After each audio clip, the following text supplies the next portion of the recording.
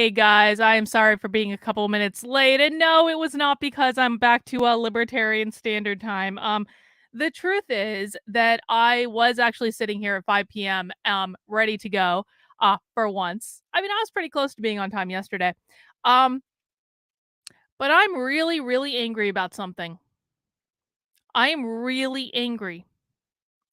And in the couple extra minutes between 5 p.m. Eastern Time and now, I was just working through some feelings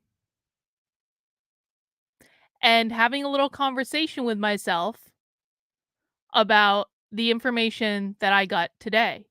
And don't worry, we're going to do good stuff today. We're going to talk about we have the mainstream, which is going to be that we are going to watch some more coverage of the testimony from the Texas House regarding the trans ban on, or excuse me, the ban on minors having trans surgery. There it is. And that's what we're going to spend most of our time doing today. And we're going to do that for a couple hours. But I'm gonna explain why I was so angry first. And quite frankly, I kind of feel like this should make everyone angry. I truly, I'm having another one of those moments where I just don't know what to say, conservatives. I really just don't know what to say. I really,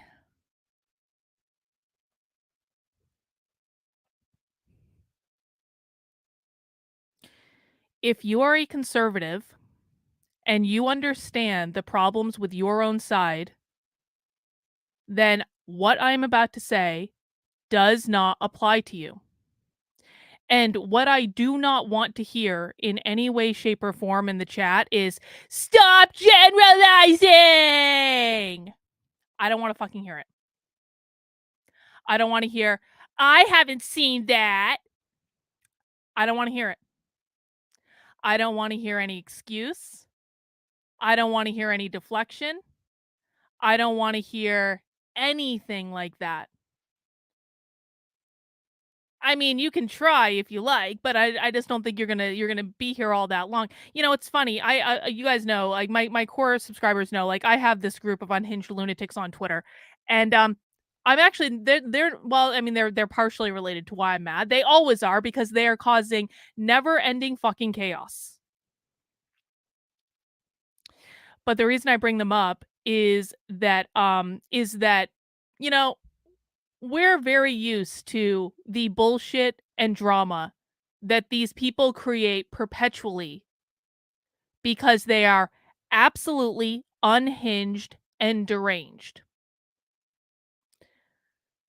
But they are nothing compared to the broader conservative movement who are hell bent on losing every single day and taking the rest of us down with them.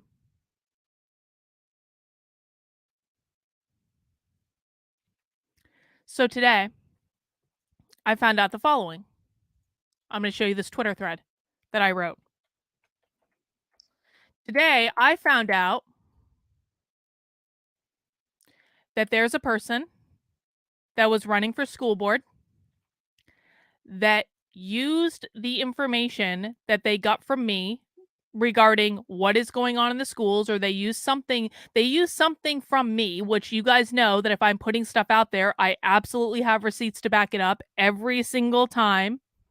This is not up for debate. If I am saying something, it is because there is evidence to back it up, and almost always, except when I can't, because I it's like an anonymous thing or whatever, I will be forthcoming with that evidence. And if I can't be, then I hope that I have a track record strong enough of being right about these things that people will trust the source it's coming from. So today I learned there was a person running for school board that lost that seat very, very narrowly, that used information that I gave them, and then the Democrats in their town used the smear campaigns that conservatives have been spreading about me for 2 years in order to discredit the information that this woman had about what's going on in the schools. And that resulted in that woman narrowly losing the school board seat. So, can we just wrap our heads around that for a moment? I have been working almost nonstop at getting this information out there, at teaching people this, at doing all of these things for 3 years now. 3 years, almost every single day of my life. 2 years ago, because I left the conservative right behind because I was never a conservative and I got sick of their bullshit and I became a libertarian. 2 years ago, after I stopped shilling conservative talking points because the election was over and there was no need to any longer, I left. And at that point, conservatives started a never ending smear campaign against me. And now, when Republicans are running for school board and using the information that we and probably other members of my community have uncovered about the schools, because we are the only ones that actually dig into the policy documents like we do.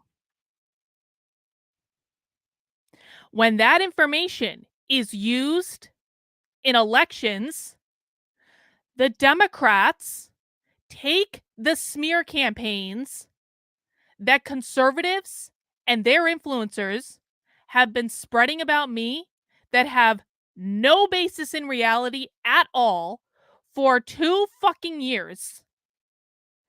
And the Democrats are taking those smear campaigns to discredit the information that we have uncovered painstakingly to undermine the Republican and to cause them to lose the election. And it is all because of conservative smear campaigns. So I don't want to hear, I've never seen that. I don't want to fucking hear it. I don't want to hear it. Conservatives are proactively shooting themselves in the foot. And they are taking the rest of us down with them. You know, this week, what went viral again? So do you guys know that clip of me from Fox News that conservatives, specifically Brandon Tatum, edited out of context to make it seem like I was endorsing anti-racist math because they don't like my haircut? That clip started going viral every couple of months 2 years ago. All because conservatives didn't like my haircut and are too lazy to fact check anything. And now all their hard work at smearing me is coming back to quite literally cost them school board seats. Is anyone else angry about this? And if you aren't angry about this, then why aren't you angry? Why aren't you angry? Why aren't you angry at your influencers that have created this environment? Why aren't you angry at the people spreading lies over and over and over again, like the woke leftists that they are, except that they're not on the left? They're conservatives that act exactly the same as woke leftists. Why isn't anyone else angry that the right cannot get their shit together for more than 2 minutes and just keep shooting themselves in the foot again and again and again and again and again and again and again? I really just don't know what to say anymore. I really don't. I really, really don't. So I wrote a whole thread about it to get my anger out.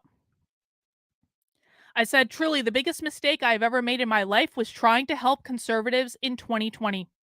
I regret it more than I can possibly say, and it has resulted in the undermining of my work ever since. These people cannot be helped. They do not listen. They do not even think. I have made mistakes in my life. There is no mistake that I regret more than trying, than disrupting my life to try to help conservatives in 2020. There is nothing I regret more, and I really do mean that. It's not even close. I thought I was doing the right thing and I could wake up more people on the left. But no, it is impossible to wake up more people on the left when you accidentally become the PragerU poster child. And then they expect you to parrot their talking points for the rest of your life. There is a price to be paid for aligning at all with the conservative right. And the price you have to pay is that they will quite literally expect you to follow a script for the rest of your life. It doesn't matter what you think, it doesn't matter what the truth is, none of it matters. None of it matters. They expect you to parrot their talking points without questioning anything. And the minute you start to question things, or the minute you say, I don't practice Christianity, and so no, I'm not going to quote the Bible, is the minute that they smear you and attack you over and over and over and over and over again. So this group of unhinged lunatics on Twitter, they seem to think that they say it all the time. And I really shouldn't even be paying attention to them, but it's like watching a fucking train wreck. These people are ridiculous. And so I do. Also because, generally speaking, they tend to cause trouble. They talk on and on and on and on and on about how Carlin's driving her audience away. Carlin has pissed off all her audience. Carlin is never going to recover from this. Well, guess what? The only people I've driven away are conservatives that I don't want to work with. I just don't know. Like, I did a whole video last June from PorkFest where I quite literally had a break-up conversation with conservatives over this bullshit. And it is still going on almost 1 full year later. 3 years into this for me. And I cannot get away from these people. And it is all because of that fucking PragerU video. I truly, truly wish I had never done that. Hypocrites, all. All of them. None of them stand on any sort of principle. None of them actually believe in individual liberties. None of them actually believe in religious freedom. They don't believe in any of that. Couldn't regret it more. It has completely effed up my ability to actually help and serve people who want to fight back against the woke left in any sort of strategic way. Could not regret it more. The minute you stop parroting their talking points, they smear you, defame you, send cancel mob after cancel mob after you, and then they pretend that they have no idea that they're acting like woke leftists the entire time. Conservatives are fully committed to losing. That is what they want. They are perpetual losers. They quite literally do it to themselves. They are deeply committed to driving away anyone that is not a conservative from ever wanting to vote for them. So let them lose. Guys, you never judge people based on the words that come out of their mouth. You judge people based on their actions and based on their behaviors. If someone is showing up and undermining their ability to win every single day of their life, and all they do is whine and complain and smear people who try to help them, then they do not want to win. They don't want to win. When you actually want to win, you do things that will lead to you winning. In other words, you get people on your team. You don't smear people on your own fucking side. But no, that's too much to ask in the land of the political right. If you cannot see that the conservative right is its own worst enemy, If you cannot see that they are no different than the woke left, if you cannot see that they have no interest in winning anything and that they undermine anyone trying to, then you cannot be helped. I am not the only person that the conservative right has undermined consistently. They undermine anyone that tries to get them to change. They undermine anyone. Even people who've been Republicans for decades. The fact that Ronna McDaniel is currently the head of the GOP is a fucking travesty. The fact that Scott Pressler just spent how long in Wisconsin begging and pleading with conservatives to show up and do anything to try to maintain the Supreme Court in Wisconsin. And no one did, predictably, because conservatives don't really want to win. Scott Pressler was there. I saw Scott Pressler last week on like every conservative show that you can possibly go on, begging conservatives in Wisconsin to show up, begging them to do anything. And he's been there for weeks. The only person trying to do anything to save the Supreme Court in Wisconsin. Well, guess what, conservatives? You lost the Supreme Court in Wisconsin, which means you lost election integrity forever because were conservatives really supposed to care about election integrity? Wasn't election integrity supposed to be like the number one goddamn issue these people were supposed to care about? And when it came time to show up and elect a Republican to the state Supreme Court to be able to maintain the majority, to make sure that if there are any election challenges in 2024, that there would be a conservative majority on the Wisconsin Supreme Court. No, conservatives couldn't be bothered to show up for that. Scott Pressler quite literally worked himself into the hospital leading up to the midterms, got out of the hospital, went right back to work. Because he is the only one willing to do anything in the Republican Party at all. And Republicans and conservatives do such a great job of driving everyone else away that there's literally no one else to fight for them. That's what you get. You get Scott Pressler. That's it. And I'll tell you what, it wouldn't surprise me if he got sick of this shit and gave up too. Because that guy is killing himself. He is quite literally killing himself. He is quite literally putting his health at risk to carry the weight that the conservative right refuses to carry. I have far more disdain for the conservative right than I do for the woke left by far. The woke left was indoctrinated their entire lives. They were never shown what the truth is. They are victims of this ideology. But the conservative right should damn well goddamn know better. And they refuse to act like it. Instead, they act like children. Conservatives whine like children. They cry like children. They have the mental faculties that seem to top out at a 5th grade level. They have they have the focus of a special needs child with ADHD. These people cannot be helped because they do not want to be helped. They are not worth it. So that anti-racist math clip from Fox News, the one that conservatives edited out of context about me 2 years ago, it's going viral again right now.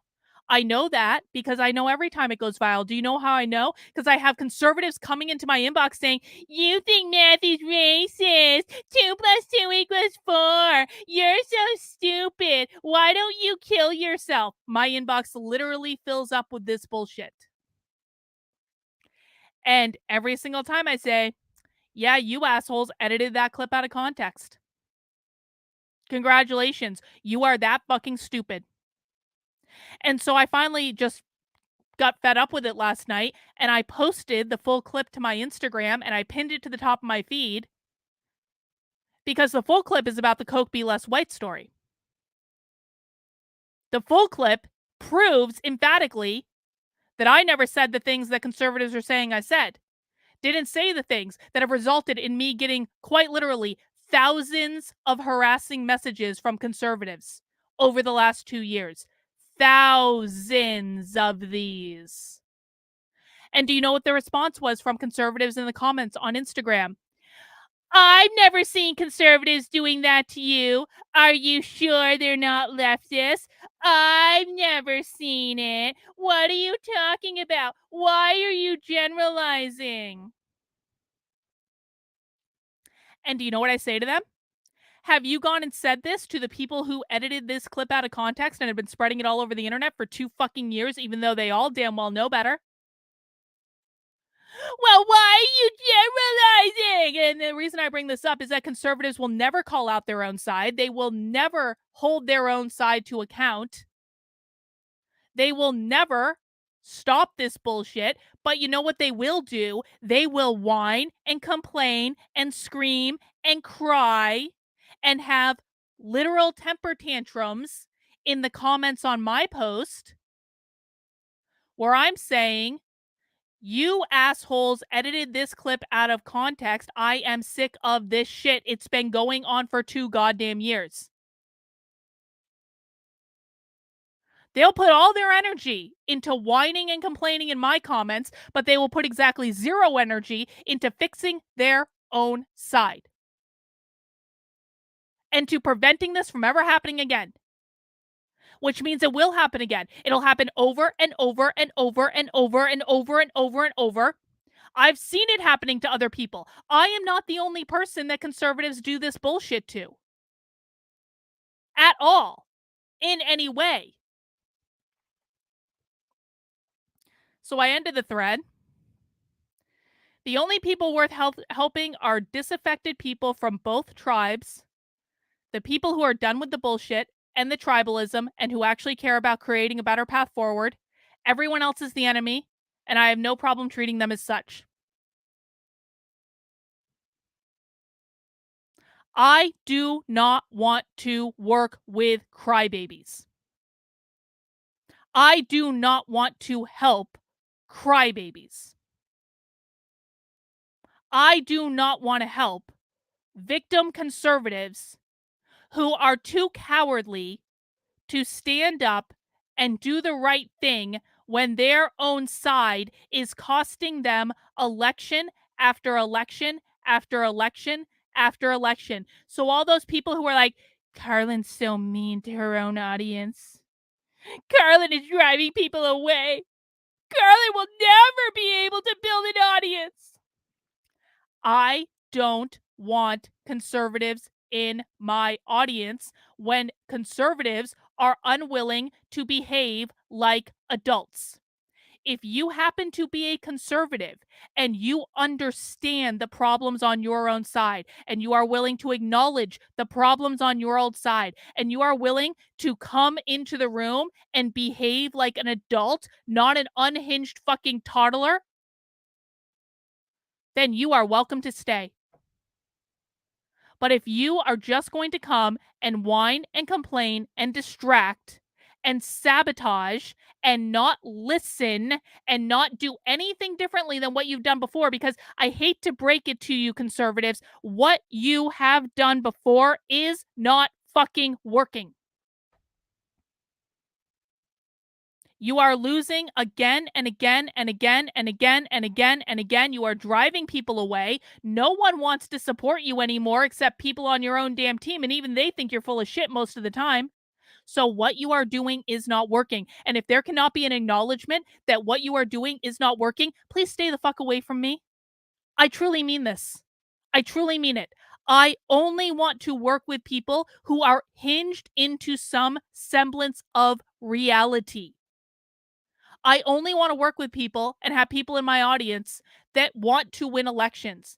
And if that means that I'll never get to 1 million subscribers on YouTube, I don't really care. Because having integrity is more important to me than having numbers on social media and shilling talking points and outrage porn to feed the addictions of the conservative right.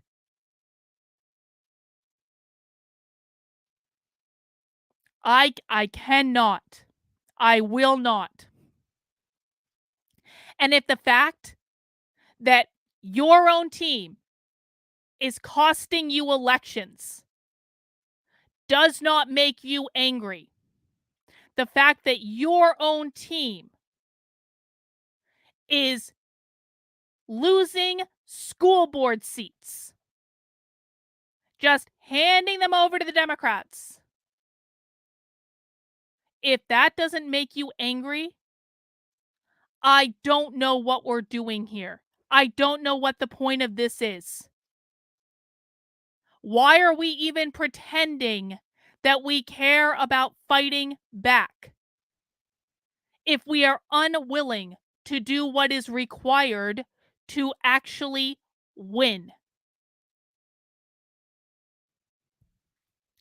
So I think I've probably pretty successfully driven away the do nothing whiny conservatives from my channel at this point. So I'm sure that I'm preaching to the choir in my chat.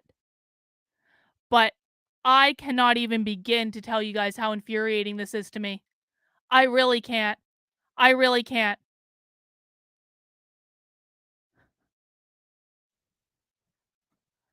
Andrew says, if Carlin sounds like she's conducting a struggle session and it's hurting your precious fee-fees, I hate to say it, but it's your own damn fault for being apathetic. This stuff is what matters. That's right. That is absolutely right. And I'm not the only one that sees this about the right. I'm just one of the very few people who will tell them the truth. The truth that they desperately, desperately, desperately are trying to stick their heads in the sand to avoid hearing. So, that is all I'm going to do on that little rant today. Thank you guys for indulging me. I'm still probably going to be a little bit heated and annoyed, to be honest. But I hope people understand why I'm heated and annoyed and why I might have a tone. Because apparently, nothing I do actually matters. Nothing I expose actually matters. Because conservatives have already smeared me to high heaven, and the Democrats are taking those smears and then using it to cost Republicans school board seats if they have the temerity to use the really good information that I have provided them with. Mind-blowingly fucked up conservatives. And there's nothing that can be done to fix it now. It's too late. That's what happens when you smear someone for 2 fucking years. You start to lose out on opportunities to actually rectify the fucking problem.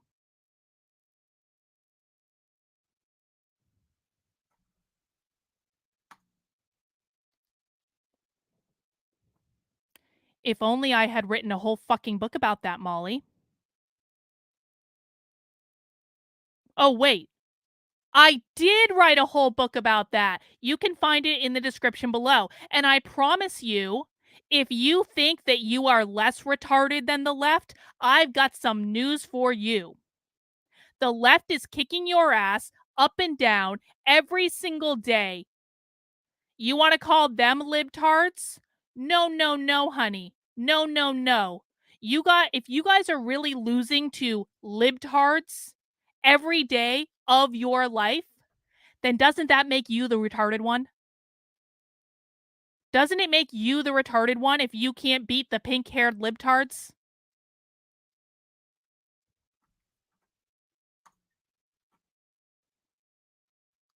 Anyway.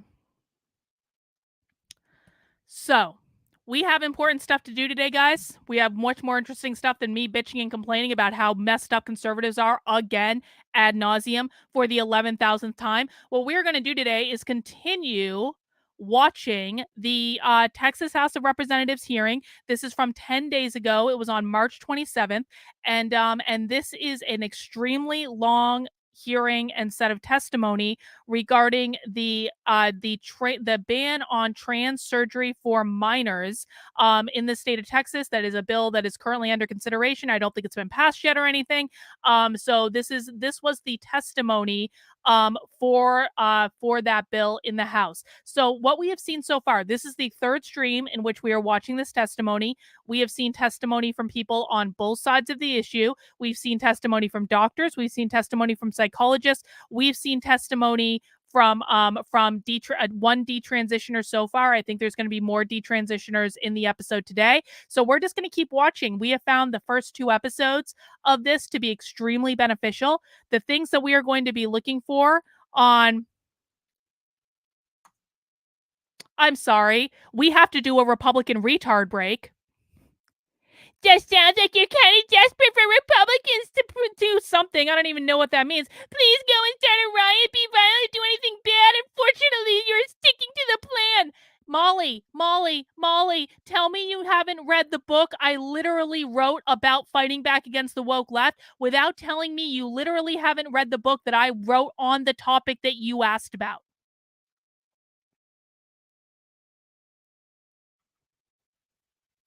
Tell me you have done zero homework at all. Tell me you have no interest in actually winning.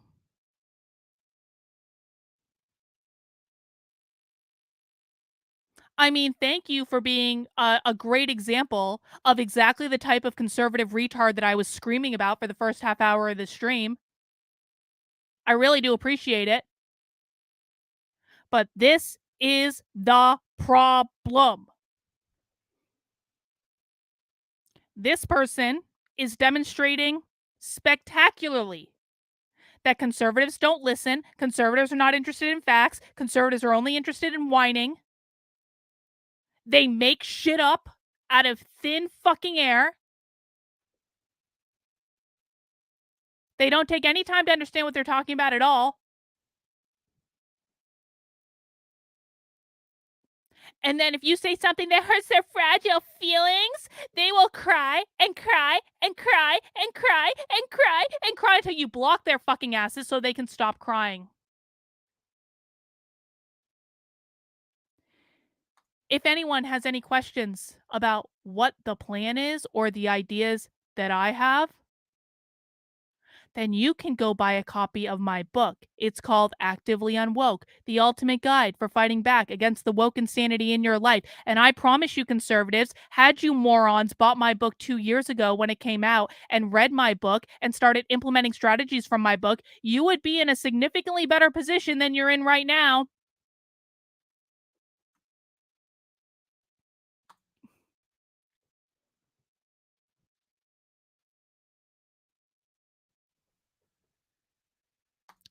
Literally wrote a whole book about it.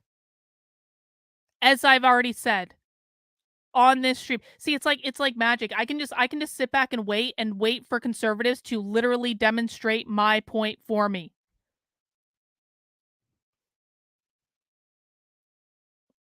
Literally wrote a book about it 2 years ago. That's been available for 2 years. Literally write a whole Substack about it. Literally do a podcast about it. Literally do videos almost every day of the week talking about it. And people wonder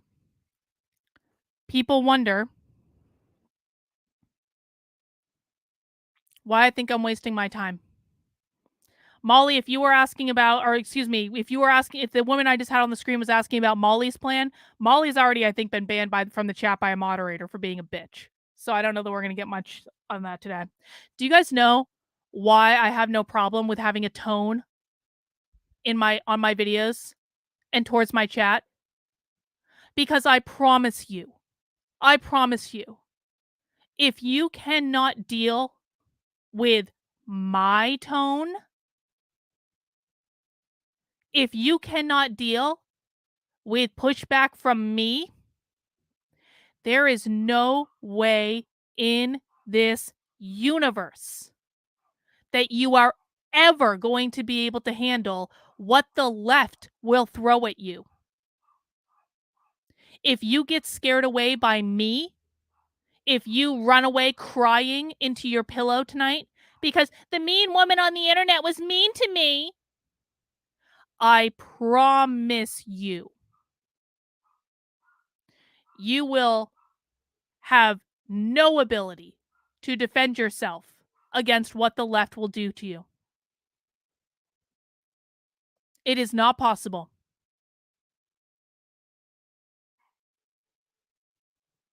So, can we move on now?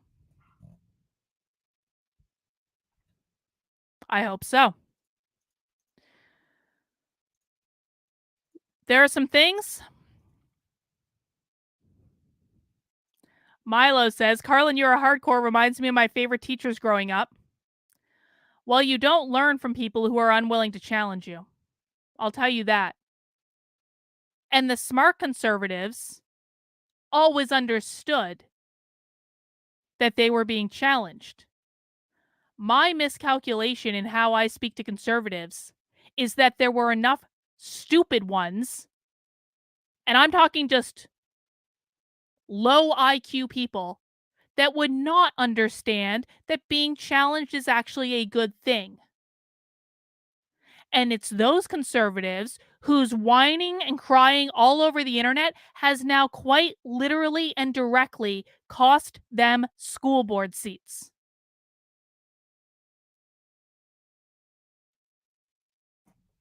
Mind-boggling. So, what you want to watch for in the testimony that we're going to watch today are a couple of things. Number one, this guy right over here, I think you guys can see my mouse. He is the sponsor of the bill. He's an anesthesiologist and he is a doctor. So when he is speaking, just know that he can call out the bullshit of any doctors on the left that they bring in to testify against this bill, and he has and will. There are also two lesbians. One of them sits over here. She's not in her chair in this frame, and the other one is right here. These women, because they're lesbians, obviously, are Democrats.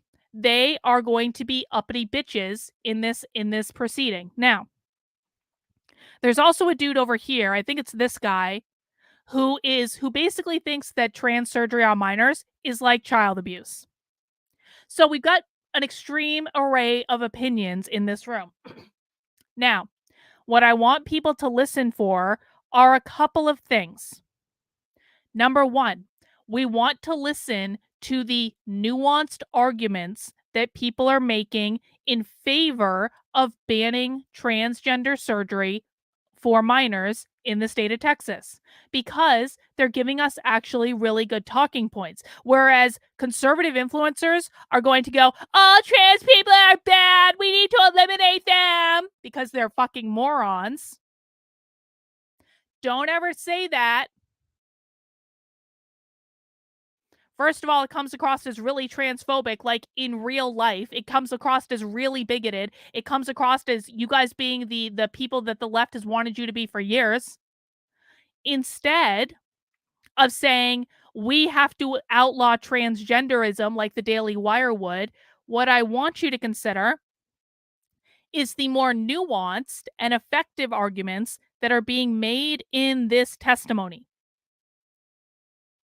Because that is how you're going to win people over from the left, is to do it in a nuanced way where you're not ever saying something like, we need to ban transgenderism, or demanding to use different pronouns for someone, or any of the bigoted things that you guys are doing right now that are just completely ineffective and turning people off. So that's number one thing that we want to look for, is what effective arguments can be used that are more nuanced, quite frankly, caring and empathetic, and take a bigger picture into mind. Number two thing that we want to pay attention to is that, oh, Moxie, I'm going to ream your ass in a second. You better get ready, Moxie. You better fucking gird your loins, because I'm going to ream your ass in a second. And you're going to understand why I just said that, but I'm going to get this point out first. The number two point that we want to look for in this testimony is what are the talking points of the opposition? What questions are Democrats asking to be able to try to undermine the idea of banning this surgery in minors? That's what we want to be looking for. Okay? The reason that I said I was going to ream Moxie's ass, Wisconsin's SCOTUS seat lost due to over-conservative Trump-approved candidate, extremist views don't win elections in battleground states. No. Do you know what doesn't win elections? When conservatives refuse to get off their lazy fucking asses and go knock on doors. That's when you don't win elections. That Supreme Court in Wisconsin was a conservative majority. Scott Pressler was begging you assholes to do anything. He was all over the media, begging you to do anything. And people downright refused. I don't give an ever-loving F what the politics of that person were. Trump isn't even that conservative in real life. Trump is not that conservative. So to say that someone was a Trump-approved candidate and they're just too conservative, that doesn't even make sense. Trump is not that conservative. The problem was no one got out and knocked on doors, no one volunteered, no one got out and did the dirty work that they never ever want to do. Scott Pressler again was stuck doing it by himself. That's why you lost. Because you guys refused to step up again and do what was required to win. That is why you lost. And until you are honest about why you lost,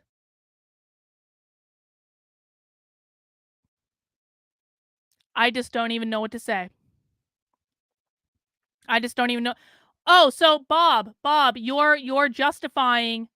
So Bob here is justifying conservatives running a smear campaign because someone actually had the temerity to give me credit for my work. Bob, just so you know, I don't take kindly when conservatives are like, why do you want credit for your work anyway? I don't actually take kindly to that. Don't take kindly at all.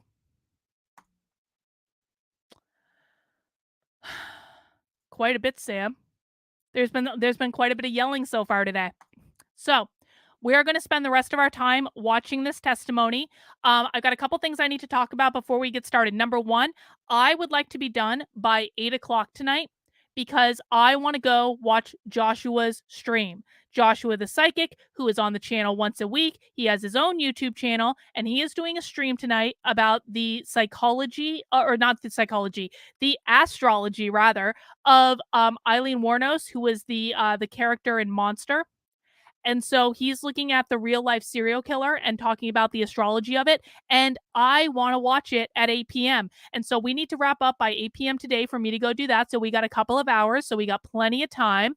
But some other things I want to talk about. Number one, please make sure you are subscribed to my main Substack, carlin.substack.com. Now, if you were subscribed to my main Substack, you would have gotten this last night, which was a clip from the testimony that we watched yesterday about one transsexual activist that, well, said that the doctor who was administering her hormones when she was transitioning at 17 kind of touched her inappropriately.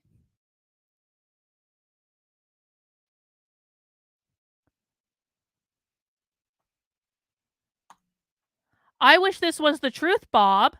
Sadly for me, it is not the truth, which is why I keep having to tell conservatives to suck a dick. Did you also notice that Bob just used the excuse that I told you guys conservatives were going to use? I haven't heard about it.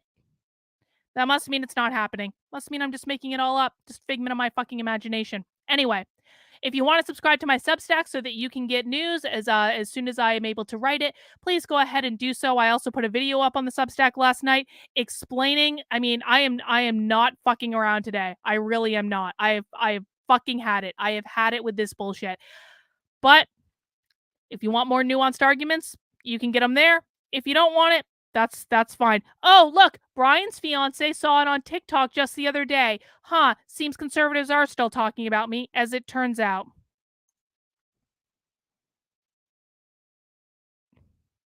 I cannot even. See, this is where it's like, why do I even bother doing this stuff? I don't want anyone to feel sorry for me. I made this bed myself. I made this bed myself as soon as I started trying to help conservatives through against all sort of logic and reason. And now I am facing the reality of daring to try to actually help conservatives. In that the constant bullshit is just going to be a perpetual part of my life for the rest of my life.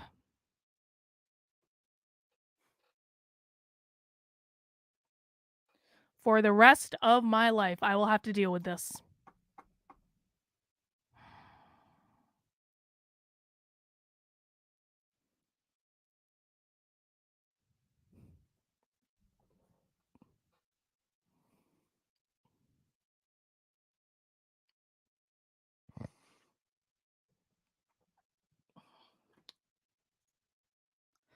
All right, someone is saying in the chat, someone is asking, why did I split from the walkaway people? Well, if only I did a video about that. I split from the walkaway people because Mike Harlow is a walking piece of human garbage that doxed my friends and spread smear campaigns all over the internet like the woke leftist he is, and Brandon Strauch, who is Mike Harlow's best friend, refused to tell him to stop. That's why. Brandon Strauch used me for a full year. I never said no to him. I did whatever he wanted me to do, barely got paid any money for it, gave up every weekend of my life for 6 months. And then when his best friend started doxing my friends and spreading smear campaigns all over the internet for months and months and months and months and months and months and months, and I begged Brandon to tell him to stop, and Brandon, because he's such an asshole, wouldn't even respond and did nothing about it. That's why I split from Walkaway. Also, Walkaway is not about just getting Democrats to leave the left. Walkaway is about ushering Democrats into the arms of the conservative right. I do not support the conservative right. I rather stupidly thought I could be a libertarian and that would be okay because Brandon always said Walkaway is a journey, not a destination. Well, apparently not.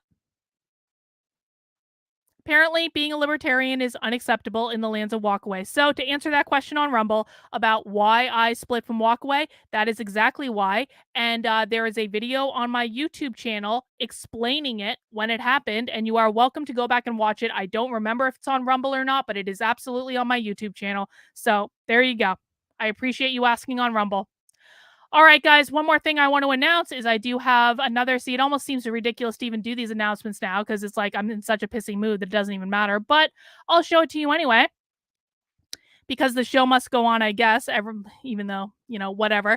So I launched 2 new designs and my microphone isn't working either. Hang on one sec. Ah, something's going on with my headphones where I can't hear myself. No, I'm not a centrist. What did I just say?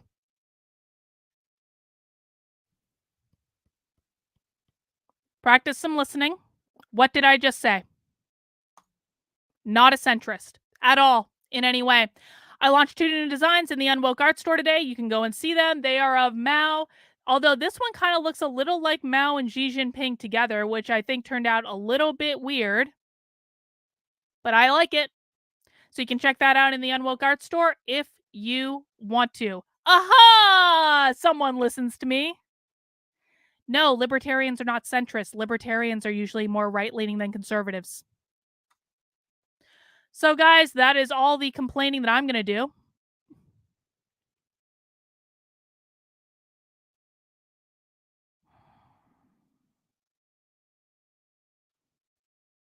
Okay.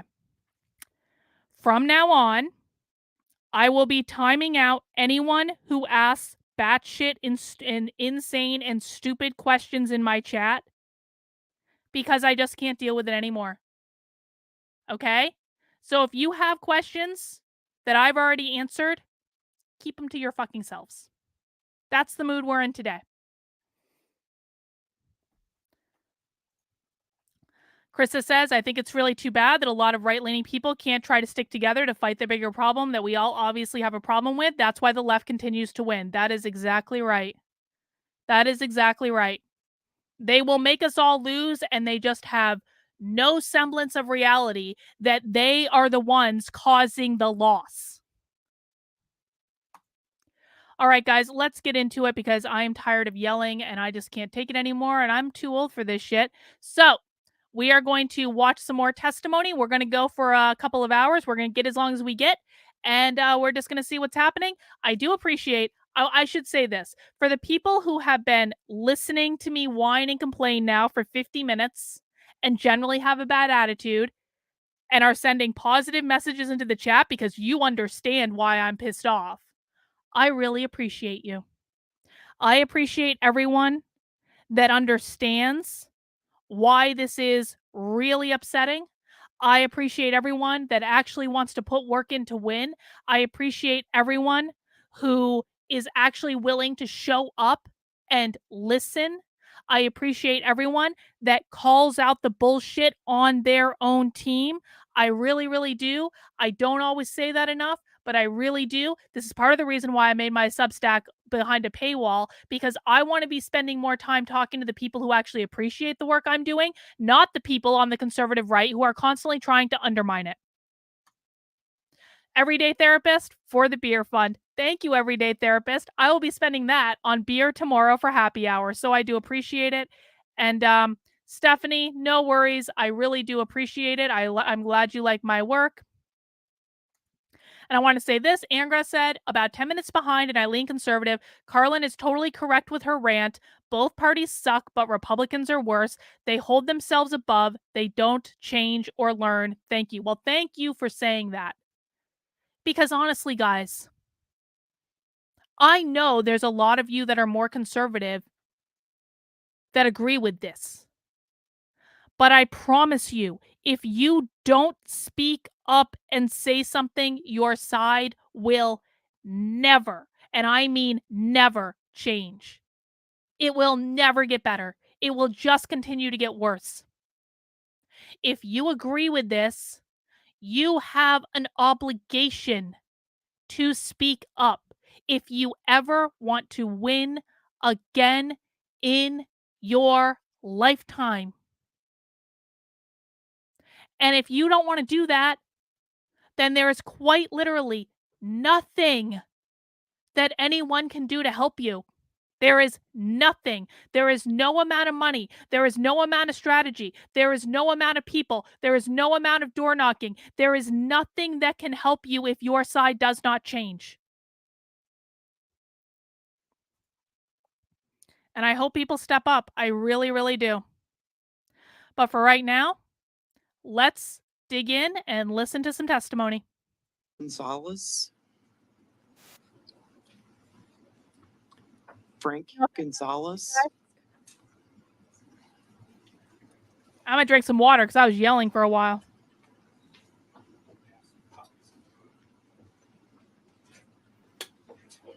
No, you've missed nothing, Naruto, and I haven't watched that video yet, but I promise you I'm going to. I was just doing other stuff. Your name is Frank Gonzalez, and you're representing yourself, and you are opposed to the matter. That is correct. Alrighty. My name is Frank Gonzalez. Thank you. And I am here to represent myself. And I agree. Same with Democrats. Same with Democrats. HB 1686. Oh, he's against it. I'm sorry. Yeah, thanks. I'm a proud father to 3 amazing kids. My family has been coming here to testify against legislation that would hurt our family for many years. Chairwoman Click, I know you spoke briefly with my daughter Libby in 2021 after a hearing, and many of the members here have seen her around the Capitol over the last 6 years. I appreciate the opportunity to share with all of you today a bit more about my family, my journey, and how we came to this very moment.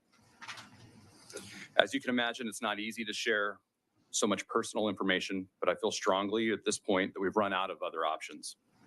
And to be honest, I'm terrified to be here, to be this vulnerable in front of you.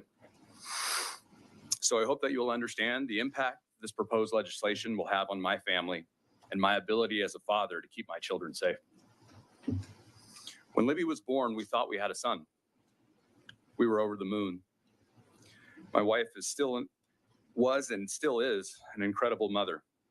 And we learned how to navigate those early years of parenthood together with all the hiccups new parents come across. Though as time passed, my child had no interest in what I think are stereotypical boys' toys. She wanted to dress up with her friends who were girls, and I thought it was different, but kept dismissing it. By the time she was 3, she was desperate for us to buy her girls' dress-up clothes. I full force refused to let it happen. So she proceeded to turn every baby blanket, towel, or big t-shirt into a dress, skirt, or long hair. She would spend bedtime laying in the dark, talking about how she couldn't wait to grow up and have long, beautiful hair. And to be honest, things would have been much easier if this was all it was, even though I still had a hard time understanding that. It was so far from my childhood. I played every sport I could all year long.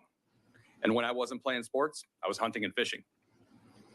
By the time she turned 4, she was refusing to cut her hair. I felt strongly that we as her parents should force her to cut her hair, but my wife felt strongly otherwise. It created a serious divide in our marriage. I really stepped up my engagement with her, encouraged her to kick around a soccer ball, go fishing, and do the things that I thought must be missing for her. I really blamed myself and thought I was a reflection of a failure of mine as her father. But the harder I pushed, the farther she pushed away. She would oblige and do things I asked until she would ultimately ask if she could go back to playing what she wanted to play. I don't even know exactly how to describe the mental gymnastics I went through trying to process what I was witnessing. My wife began to really listen to our child before I would even consider it. When she was 5, I will never forget the disappointment on her face Christmas morning. She had received dozens of gifts. It wasn't a kid throwing a fit because she didn't get what she wanted. She was sad. Up until this point, I was hell-bent that this was just a phase, that we would push through this. But over the next weeks, I'm sure the other lesbian is there, really Phil. She just unraveled. left the room. Ultimately, we had to be called into school to meet with her kindergarten teacher because she was acting out so badly. When my wife sat down with her to see what was really going on, she broke down crying and said she needed Santa to turn her into a girl. This wasn't a surprise, but it was the moment I realized I needed to set my issues aside and figure out the next steps. We were terrified. As we did research, we realized that we had no idea how to support our kid. We found therapists who did not specialize in transgender issues to help us sort out the next steps. She started wearing dresses and skirts to school. We contacted her classmates' parents, and when they told their children, they acted like it was old news because they knew Libby. They've always known who she is. They spent all day, every day with her. I realized that I was the last one to really understand how badly my daughter needed me to see her for who she was. And yet she still didn't change her name for another 6 months because we insisted on taking it slow. I tell you all of this because there seems to be a narrative circulating that parents like me have their kid, tell them they are transgender, and in the snap of the fingers, the transition has happened. That's not what the narrative is, bro. That's simply not true. Listen, I I want you to understand that I have empathy for this father. I really, really do. So I don't want it to seem like I don't. Because I do believe there are trans kids. I believe there are trans adults. I know that the right now likes to parrot the talking point that there is no such thing as a trans kid. Well, no, because there would be no trans adults if there were no trans kids. Like, it just doesn't make sense. So I actually do believe that there are. I just believe that they are extremely, extremely rare. And I don't know if this guy's kid is, I mean, it sounds more plausible than other cases where all of a sudden, just out of nowhere in high school, they come out as trans. That to me is a little suspect. If a kid is doing something from the moment that they're born, I have a little bit more empathy about that. I still don't believe in medicalization before they're 18 for any number of reasons. But that's not to say that I don't believe that they're trans. I just think that, better safe than sorry, and I think it happens very rarely. So I don't want to seem like I don't have empathy for this guy, because I do. I don't know what the specific thing with their kid is, but the narrative that he just said, that parents are just saying they're trans and snapping their fingers, that's not what anyone's saying. Literally, no one's saying that. They're saying that they're getting socially transitioned in school and outside of their household when the parents don't even know what's going on. I struggled a lot.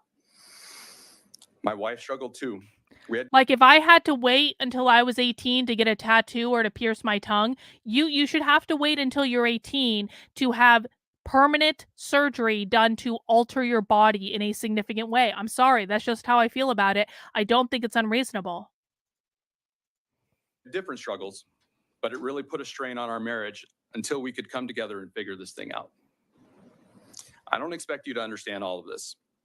I don't know what I would say if I hadn't experienced this myself.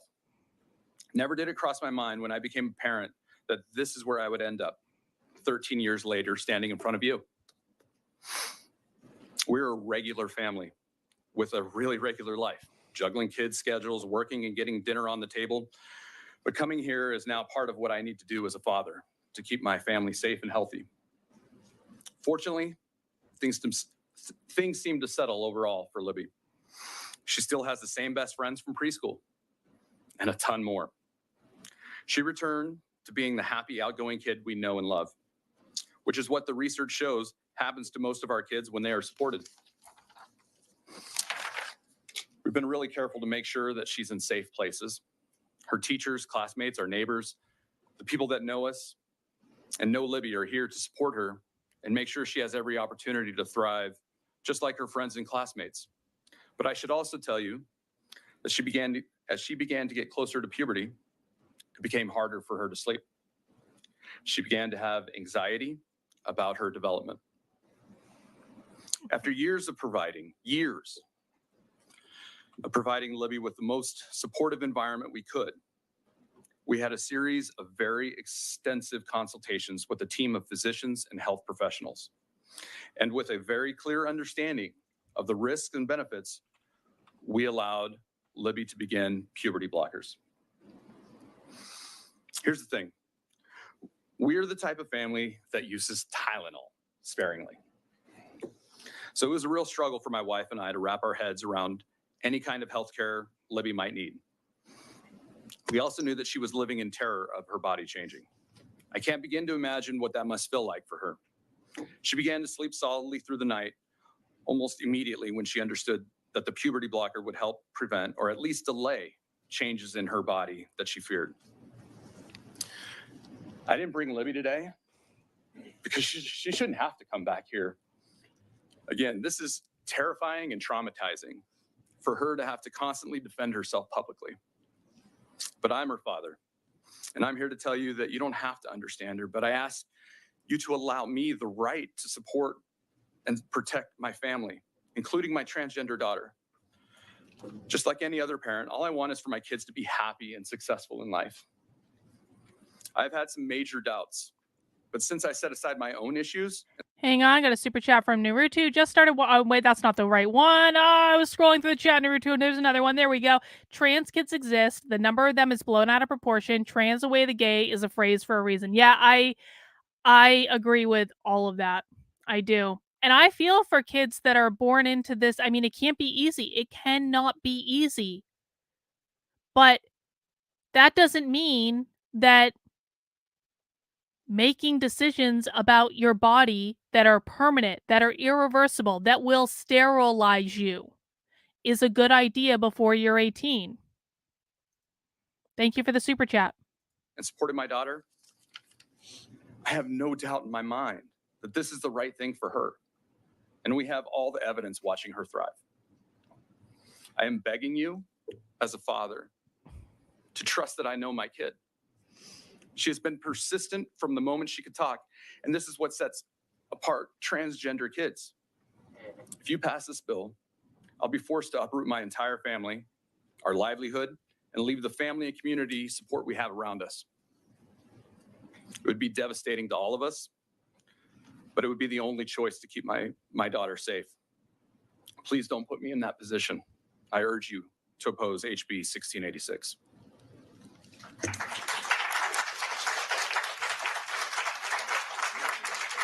That is the first round of applause that we have heard during this entire testimony.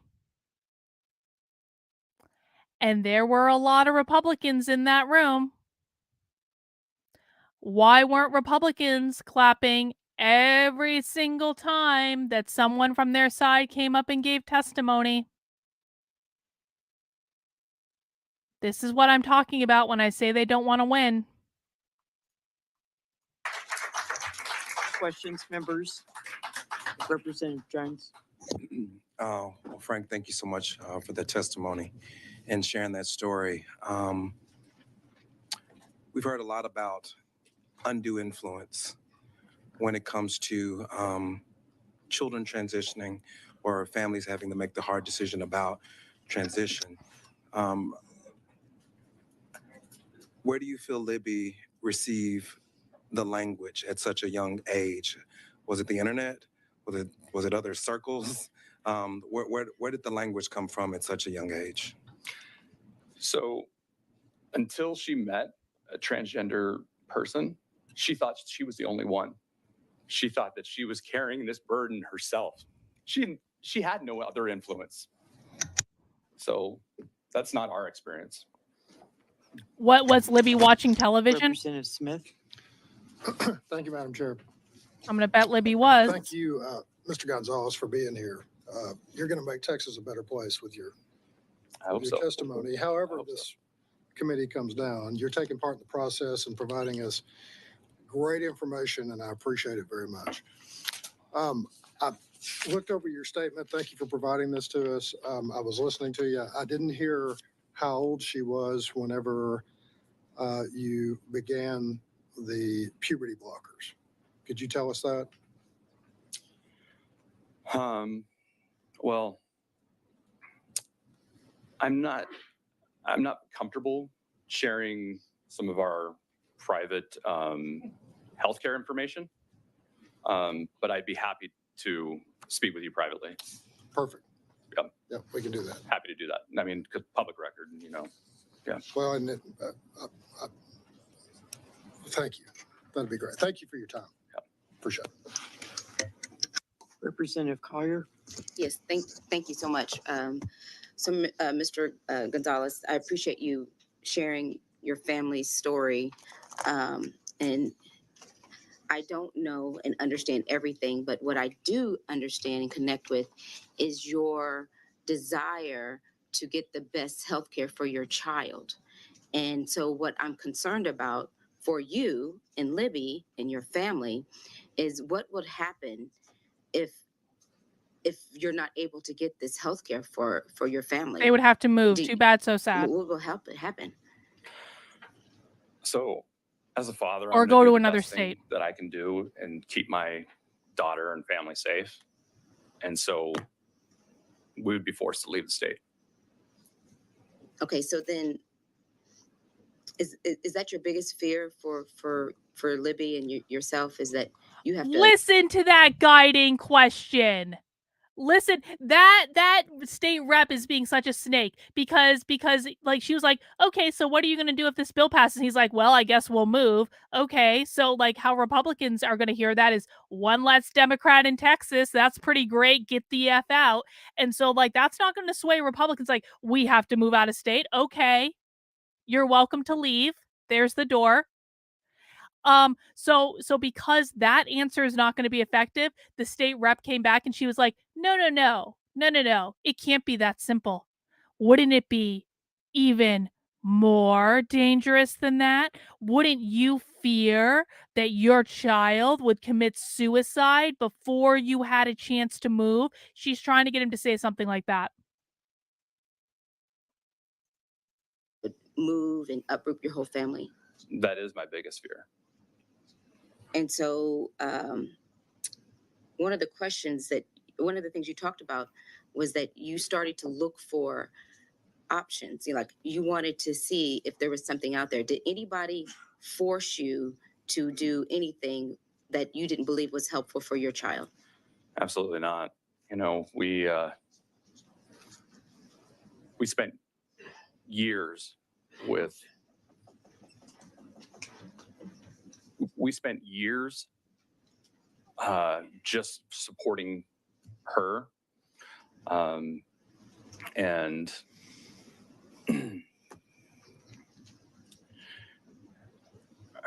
I'm sorry. No, I mean it wasn't a decision you made overnight. No, not in the least. In fact, you were trying to go a different way. It's just Yeah, I was trying to force her into what I knew. right. And Yeah. that's why this can be uncomfortable for everybody. But when you love your child and you're trying to find the best health care, it was helpful that it was available. Correct. This woman is And so that helped your leading the family. witness. Yes, and so first and foremost, I believe my child, and it took me a while to realize that this wasn't just a phase.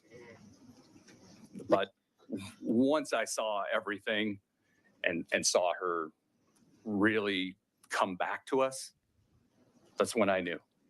And it was because you had access to health care. 100%.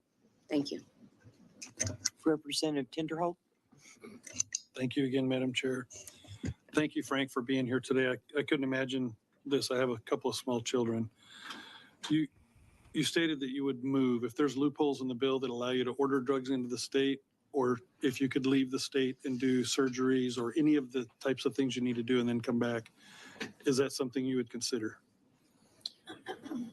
So as long as we could receive health care and medication, then it's something that we would consider. Okay. Thank you, sir. Representative Jones? I need to ask a clarifying question. Sure. In response to what Representative Tinderholt said, you said that if you could consider it, does that, I guess what I want to know is, if this bill were passed, Mhm. because let me just be clear, you could go somewhere else. You can go to other states right now. Absolutely. Right, We and could have get- left years ago when all of this started. Okay, so if this bill passes, regardless of whether you could go somewhere else and get health care, Texas would not be your home. Is that accurate? Yes. So where are you from? Where am I from? Is your family here in Texas? So my wife is 5th generation Texan. So my children are 6th generation Texan. I'm from the West Coast. But you have, the support, like your extended family, grandparents, aunts, uncles, cousins, they're all in Texas. No, mine aren't. Right, but My I mean, wife's your are. wife's are. Yeah. Do your children have relationships with your wife's Oh, family? yeah. Yeah. So if you moved These outside of Texas, people act like moving is not a thing that people do. Like, anyone that was a military brat knows that moving is a thing that people survive. I promise you, the child will survive moving. It's not going to be the end of the world. There are things the child might think are far worse than moving. Just saying. would it Yeah, would it exactly, make it radical more moderate. He's difficult for probably a your family- Democrat. For your family to have the type of relationship that they have with your wife's family now? Absolutely. So we moved out here to be closer to my wife's Oh, parents. shit. Her Oh, father has shit. since Hang passed away. on. Breaking news. I got this alert from Truth Social, which Truth Social, I'm not sure why they're doing breaking news, but okay, fine. I get alerts sometime. Transgender male arrested for planning Colorado school shooting had manifesto. That's just great.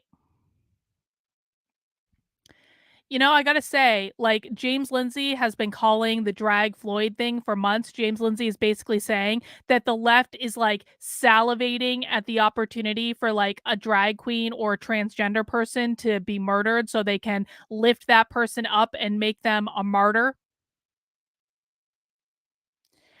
But the thing that wasn't on my bingo card was a wave of school shootings by trans people. That I did not expect that. I did not foresee that. That's another fresh hell. I'm not quite sure what to make of it yet. Oh yeah, drag. Well, I mean, you could even argue, I mean, like, how many of these people are being teed up so they can make drag Floyd happen?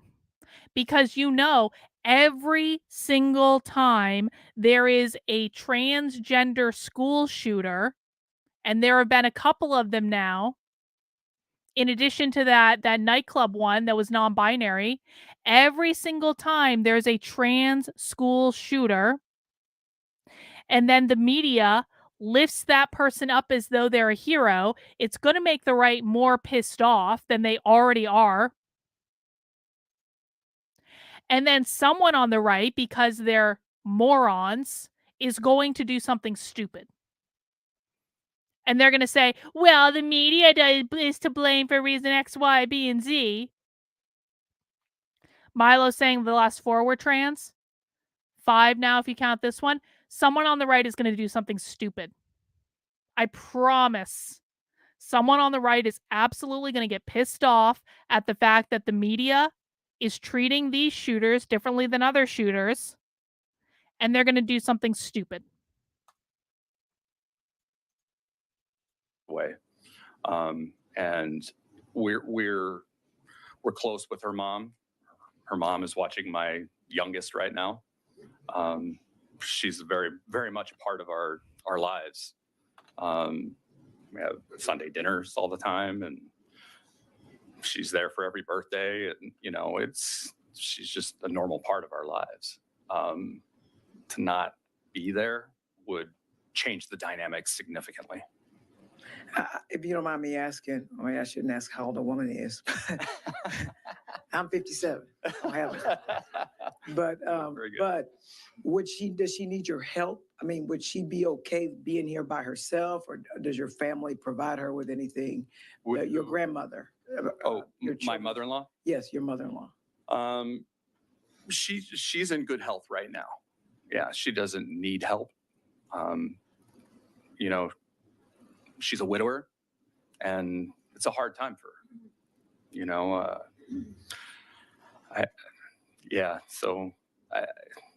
that and alone, just, you know, we're her support. So it sounds to me from your testimony and what I read, like you were like a manly man. It sounds like you were like, yeah. I'm a 4-year letterman.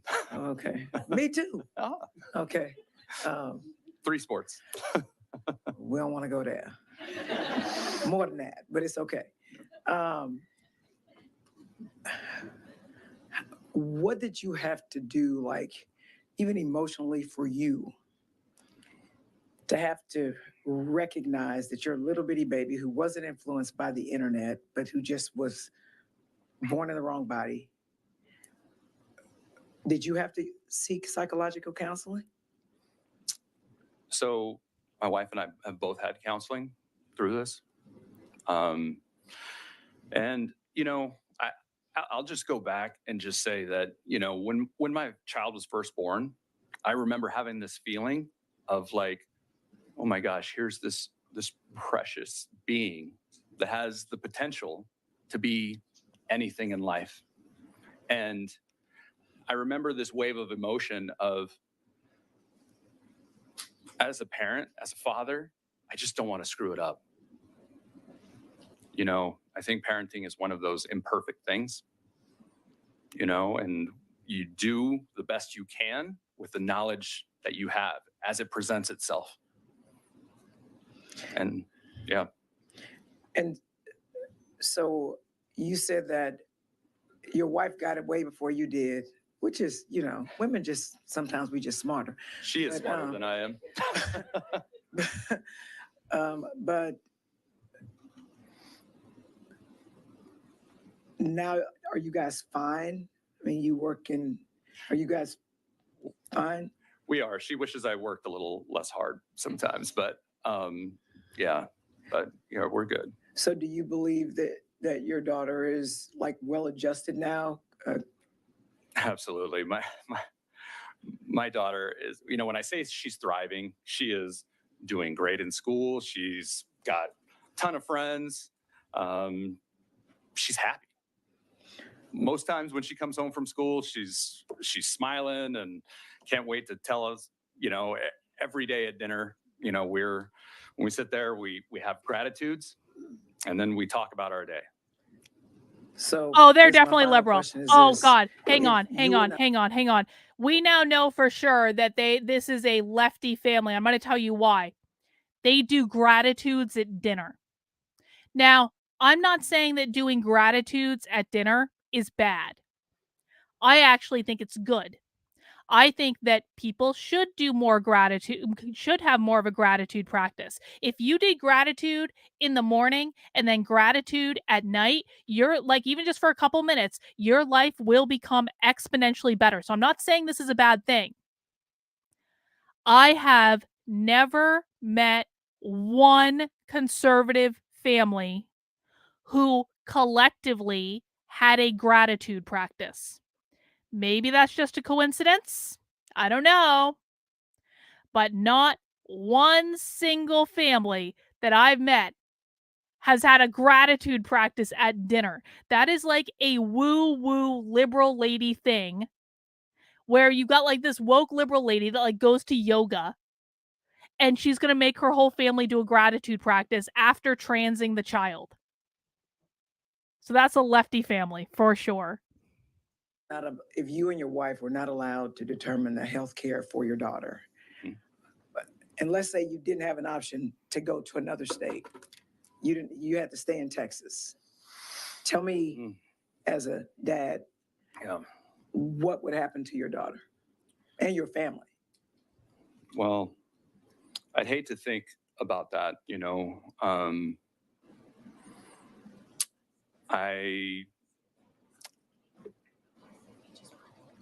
I would hate to see her slip back into that reserved self, that not confident of herself, the sad self. I mean, I look at her now and you know how when you see somebody smile and you see that sparkle and twinkle in her eye? For that period, it was not there.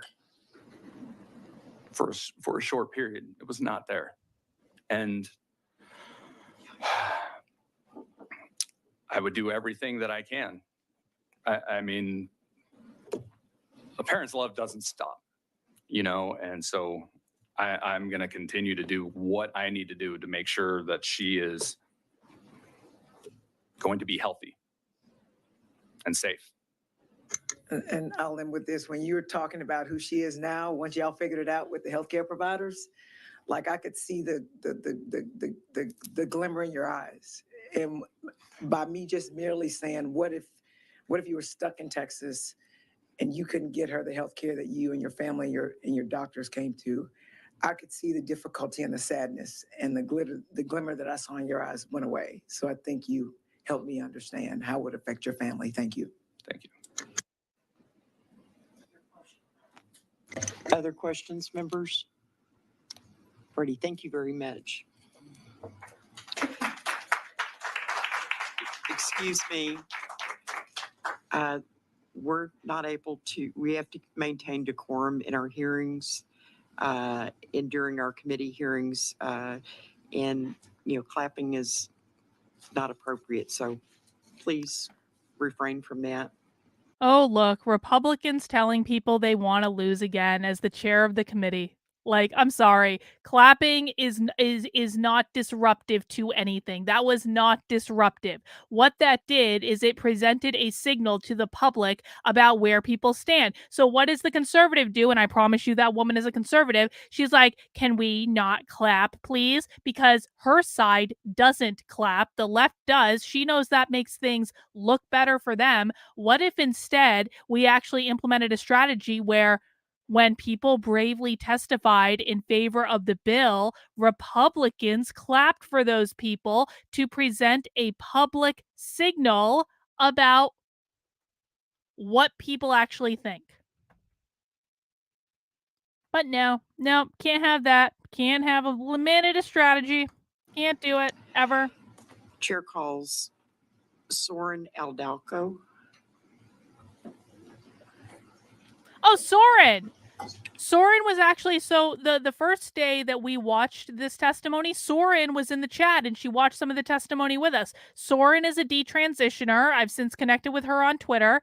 And so we're going to now hear her testimony. I'm really excited about this.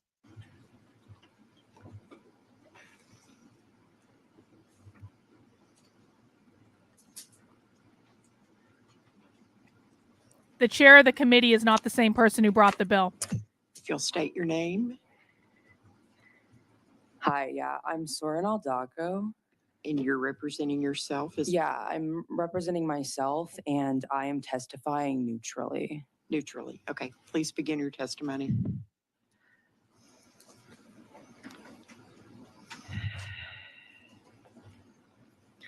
Hi, my name is Soren Aldaco, and I'll be testifying neutral on HB 1686 as someone who experiences gender dysphoria and who has found peace outside of medicalization.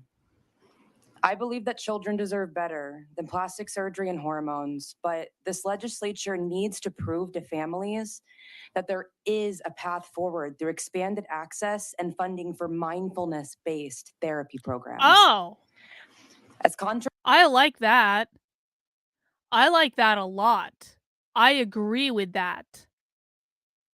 contradictory as it sounds, I fit the definitions of both trans and detransitioned. I began social transition at age 11, started testosterone and estrogen blockers at age 17, and by age 19, I had undergone a double mastectomy. Massive complications did not elude me, however, and I was gaslit, then ghosted by my medical providers after demonstrating weeks of concern. Emotionally vulnerable. So I actually saw, I don't remember if Soren, I think Soren might have sent this to me over email, but I think she also posted a thread on Twitter about this. Soren's double mastectomy got completely botched. Completely. And she posted pictures where the bruising was all over her chest for like weeks. And she kept reaching out to her doctors to be like, is this normal? Because it seems really bad and it's getting worse. And the doctors just keep blowing her up, be like, oh yeah, it's normal, it's normal, it's normal. But it wasn't normal. It wasn't normal at all. And it just kept getting worse and worse and worse. I've seen the pictures. It got bad. But the doctors wouldn't help her. So she finally ended up like taking them to task, and I hope got a new doctor out of it. But it, like, she's not joking when she says there were complications, and I've seen the letters. I've seen the letters that her doctor sent her. They wanted nothing to do with it. And with zero pain meds, I spent 8 hours in an ER bed alone before they cut my scars back open, sewed drains in, and aggressively expressed over 3 cups of blood from my raw chest cavity. 3 cups of blood. This got me thinking, why do we uphold material solutions as the end-all be-all treatment for distress that's mostly mental? What could I do to conquer this beast while accepting that my greatest fear, my female body, was just as much a part of me? Less than 6 months later, I stopped hormone replacement therapy and began what I like to call a process of reclamation. Material solutions pushed me deeper into my ego, so I became determined to integrate with the world around me.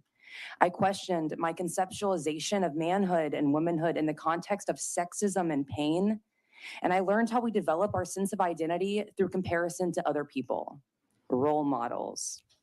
So, in thinking of my 10-year-old sister and what kind of other I wanted to be for her, I realized that I needed to find an alternative way of addressing my gender dysphoria, one which didn't posit my body as wrong or my negative feelings as triumphant. I achieved part of this through self-compassion, which, according to research done by Kristen Neff, involves 3 key components.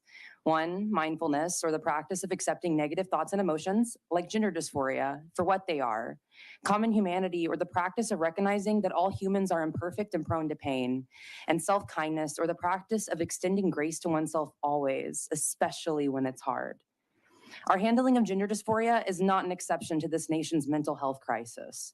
In fact, the gender affirming care I experienced in adolescence was an elaborate placebo that allowed me to identify outside a lifetime of neurodivergence, trauma, and gender nonconformity. I was no longer a loud, butch, autistic weird girl. I was a cool, happy-go-lucky lad. Kids need affirmation. That much is true, but how you affirm them matters. And if this bill is to move forward, we have to ensure that there are mechanisms in place to support self-expression, resilience, and healing. Not everyone who transitions experiences gender dysphoria, and not everyone who experiences gender dysphoria transitions. Just know that right now, best practice is code for only practice, and accountability for a medical system that prioritizes ease and conformity over health. It's the first step towards developing care that actually systematically works. And by the way, I'm from Texas, born in Texas, and this is happening in Texas. Questions, members? Representative Alverson. Thank you, Madam Chair. Soren, thank you for being here today. Yeah, that's Appreciate your testimony. And admire your courage. And I really kind of dug in when you were saying, that when we're talking about medicalization as a placebo, and what you really needed was love, support, mental health kind of things to help you with the situation that you found yourself in, and some of the things that you were feeling. I don't want to put words in your mouth, but I'm just telling you that's kind of what I heard you say, which is, I think ultimately what we're trying to do here is get back to what we know fundamentally works for the majority of young people in your circumstance, which is support and therapy and reassurance and acceptance. And to stop pushing the drugs and the surgery, which causes permanent changes. I'm for sure. so sorry that you went through the mastectomy. I mean, that's awful. Yeah, I mean, it is pretty hard, but this isn't the first time that I've personally experienced that sort of medicalization when it came to me not fitting people's conceptions of like what my behavior should be. I was actually put on stimulant medication at age 6 years old because I couldn't sit still in a traditional classroom. But what I'm learning today at 21 is that what I needed was to be challenged. I needed people who saw me for who I was and didn't think that I was the problem, understood that my environment was the problem. We're really conforming people to places and things, and not the places and things to the people. Like, your kids shouldn't have to come out to you as a girl for you to be okay with them cutting their hair how they want to and dressing how they want to. Like, that's a sexism problem, not a problem with your child. Yeah, I hear you loud and clear, and I see you. And I think the other thing I'm getting out of what you're saying is that we need to stop trying to put people in boxes. Yeah, no, absolutely. Stop this business of saying that, we're just going to give you a pill and it's going to cure all your problems, and, and everything, life is just going to get better. And I think you're living proof that it is just not that simple. Yeah, no, at one point, the same doctor who prescribed me testosterone had me on 11 different medications. Today, I'm on 1 for my thyroid and a probiotic, like the rest of us. So, I mean, and it's not to say that I didn't have problems, but it's much easier to address these symptoms than digging deeper and understanding why these symptoms are occurring. Like, behavior is communication. You can't just take it for what it is. You have to, unpack it. Yeah, well, I just hope that you will continue to share your experience, your strength with others who may be wrestling with some of the same issues that you've been wrestling with, because I do believe that there's hope there. And so I'm just grateful that you're here. Thank you. Yeah. Other questions, members? Representative Tinderholt. Thank you, ma'am. Soren, Hi. we haven't met. I wanted to try to meet you earlier today, but I think you've been pretty busy today. Yeah. So explain barista and scholar. What are you doing? What? Your registration says Oh, as a barista scholar. and scholar. Oh, yeah. So I put scholar instead of student because, like, Ah. I'm a student, but I'm a student of life. So I try and learn from every experience I have. But I'm also a barista because I love knowledge and meeting people, but that gets you pretty stuck in your head. You know, that's where I was as a teen, was in my head. And working with my hands, I actually work at a local coffee shop. Really helps me with the connecting to my body thing, the thing that got me into this position. So you say you've been in Texas for a while. What Oh, area? DFW, which is the suburbs between Dallas and Fort Worth. It's pretty traditional. I mean, it's the women Here look a comes the certain way, lesbian. the men look She's a certain back. way, and I didn't fit neatly into either of those categories of self-expression. Which, you know, learning about how children developed helped me a lot because I discovered that we develop a concept of self, like who we are, based off of the people we have to look up to. So we take on roles like kids play cops and robbers, right? And they determine, you know, what it's like to be strong, what it's like to be mischievous. And when you grow up gender nonconforming, you don't really have those role models. So you see other people liking the same things you like you're a little boy who likes having long hair, who likes wearing dresses, and you only see girls doing those things. And when you get pushback from people on that, you know, for being a boy and liking what girls like, you start to develop a concept of self based around being a girl. Like, it makes total sense. So that's where I was personally. That's a Well, that's great where I'm idea, from. Andrew. As a matter of fact, up in the DFW, Oh, really? We're at. in the DFW area. So I have a couple questions, things that I actually wanted to talk about with you earlier today. I had heard that you may have talked to some attorneys at some point about this. Is that true? Yeah, about my malpractice. So what did they say to you? So, following the complications with my mastectomy, where my providers dismissed me 3 times and then told me nothing was wrong the night I showed up to the ER, and you know something was very wrong. I spoke to probably about 10 different attorneys, and all of them had pretty much the same thing to say to me, which was, you know, we'd love to help you, but this is going to cost more than you know we're going to make from it. So here's another person you can go check in with. But of course, they had the same thing to say because, you know, at the end of the day, you have to put food on the table. So, Would you like to see laws change in Texas regarding that cap of $250,000? yeah. Why? Well, because it's preventing people from getting justice. And when you say justice, can you explain that? Well, when you've had something happen to you like this, you know, I wasn't even in it for the money personally, but there was no one to even take on my case, even if I took not a single penny from it, to hold these providers accountable for their negligence. And, you know, if raising the cap is what it takes to get these people into the courtroom, you know, then that's what it takes. Is there a large number of people that you know in the detransition phase? I know several. Some of you know my friends who have had the opportunity to see me embrace maybe an alternative way, because like for me transition wasn't necessarily like, you know, I was really trans, like I really genuinely believed I was born in the wrong body.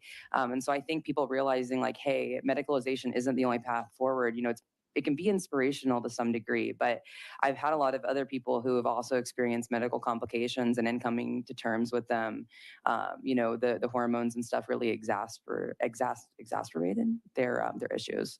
Do you feel at all like maybe the psychologist you used or the psychologists that you used perpetuated any of this? Oh yeah. So my very first therapist, I was one of very few trans clients she saw.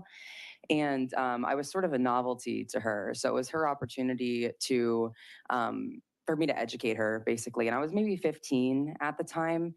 The therapist I saw after that had a transgender ex-wife who she constantly compared me What? to. And that I felt was very inappropriate because Yeah? it was almost as if she was projecting You think? the things she wished she could have done for that person onto me. And, you know, that's part of Soren why is I very mention smart.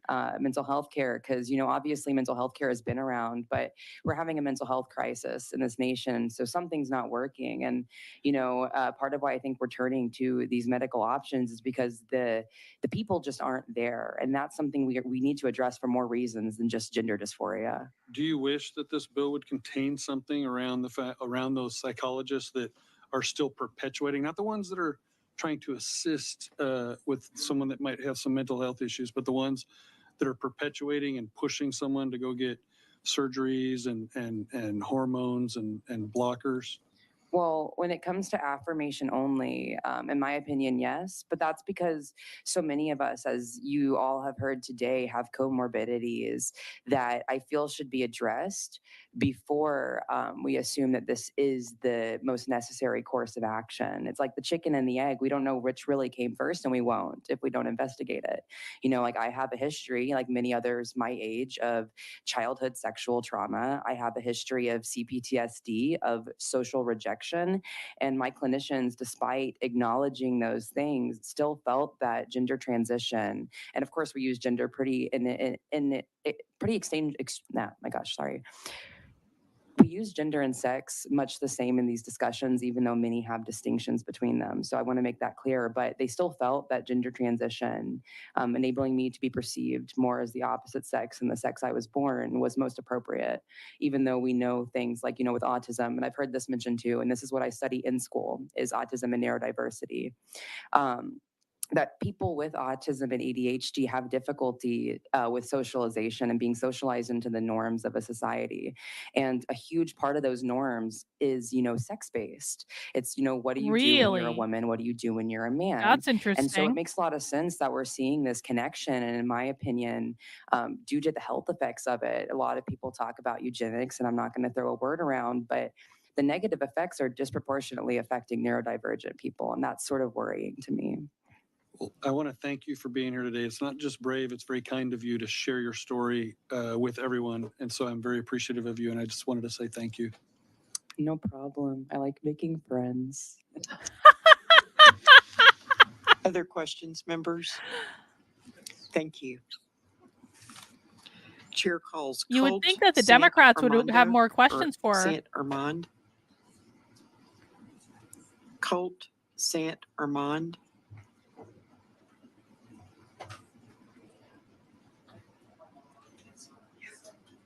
Chair calls Joe Very smart. Virgo. Very smart. Joe Virgo. And I actually really liked, before we get to this next one, I really liked her idea about having more mindfulness-based interventions. That is a legitimately good idea. If Republicans are smart, they will run with that idea and use her as the spokesperson for that idea. I strongly doubt that'll happen. But if they were smart, that is exactly what they would do, because that would win over a lot of people on the left. It would win over a lot of people who, like, they want these kids to have some sort of care, maybe, and medicalization is being presented as the only option. But it doesn't have to be.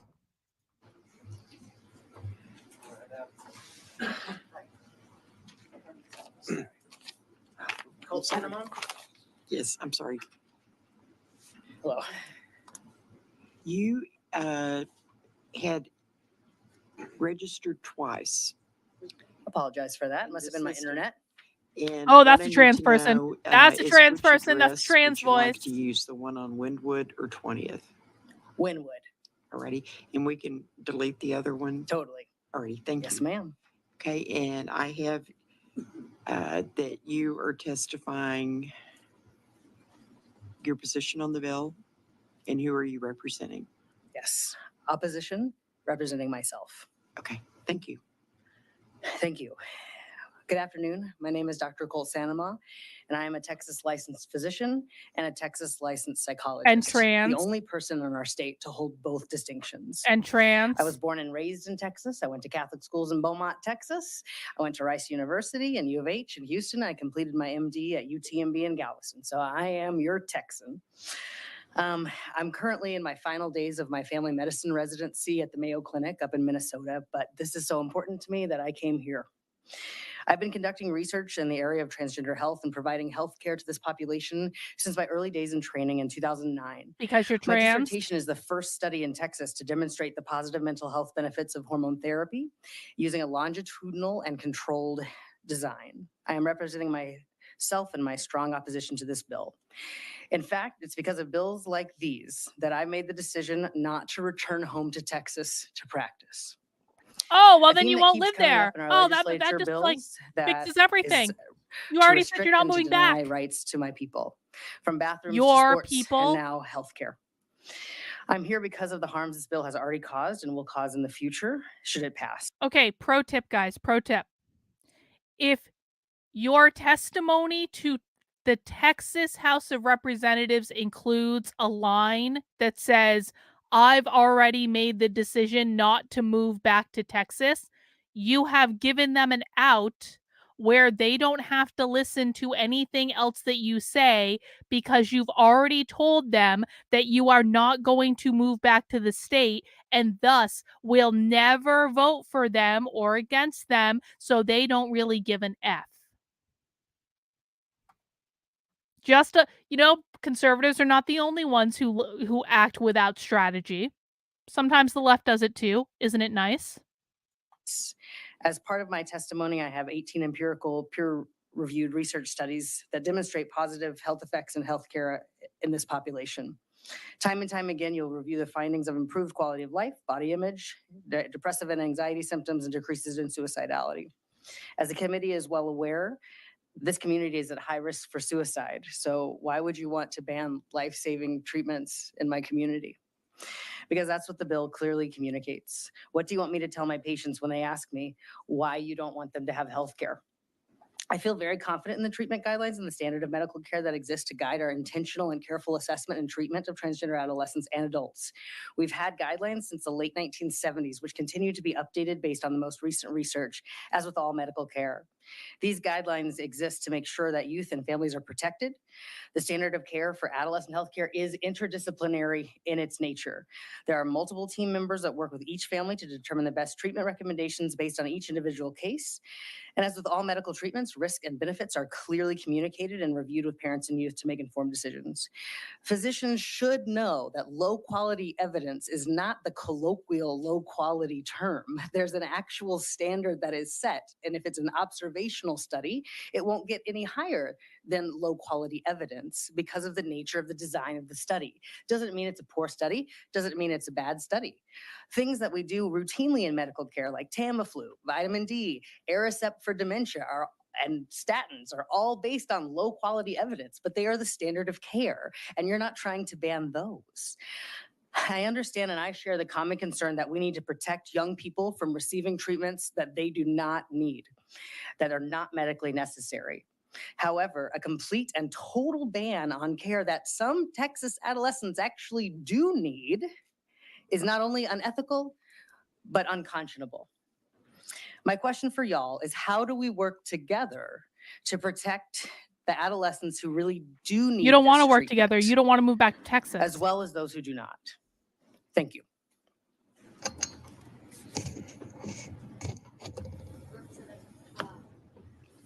Me, Johnson, thank you so much.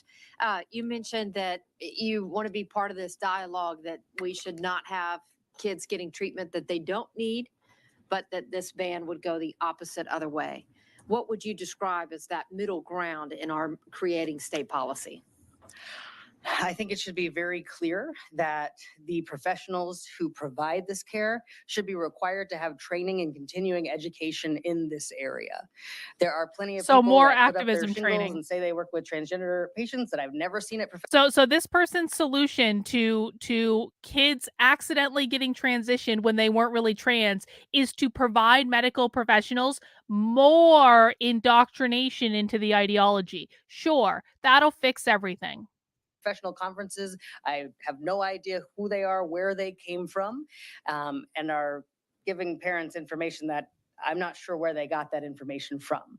So I would be a big fan of making sure that we hold all professionals to the standard that they're supposed to have of practicing within their scope of practice, and making sure that they are educated on the care that they're providing, and that they're not just done once they've gone to one conference, that they participate in continuing education in this area.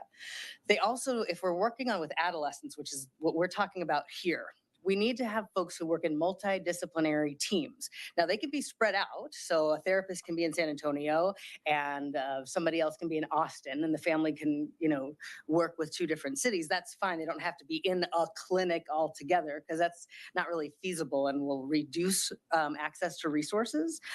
But we need to make sure that we support these interdisciplinary teams who are trying their best to provide really good care to these families. Those would be two of my suggestions.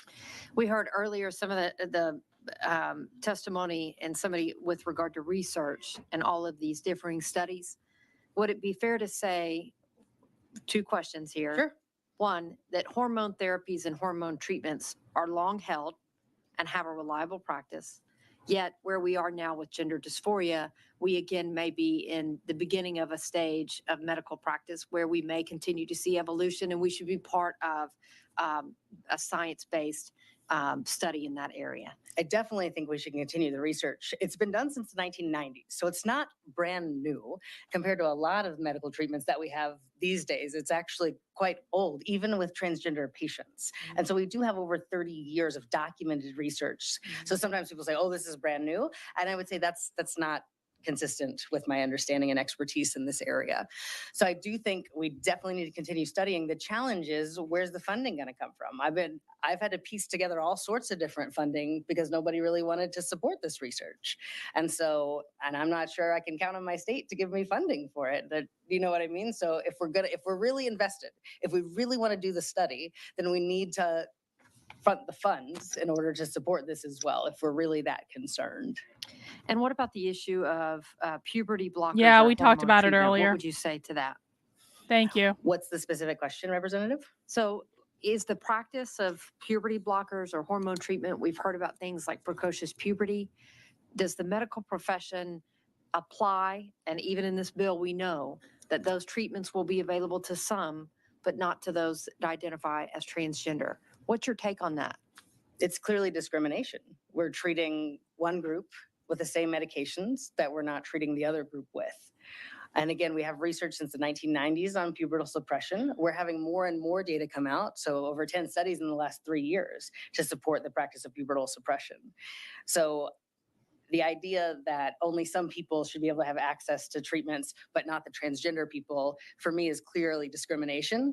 And if you're saying, oh, well, I'm going to argue, no, it's not. Well, I'll tell you, it sure feels that way. Okay.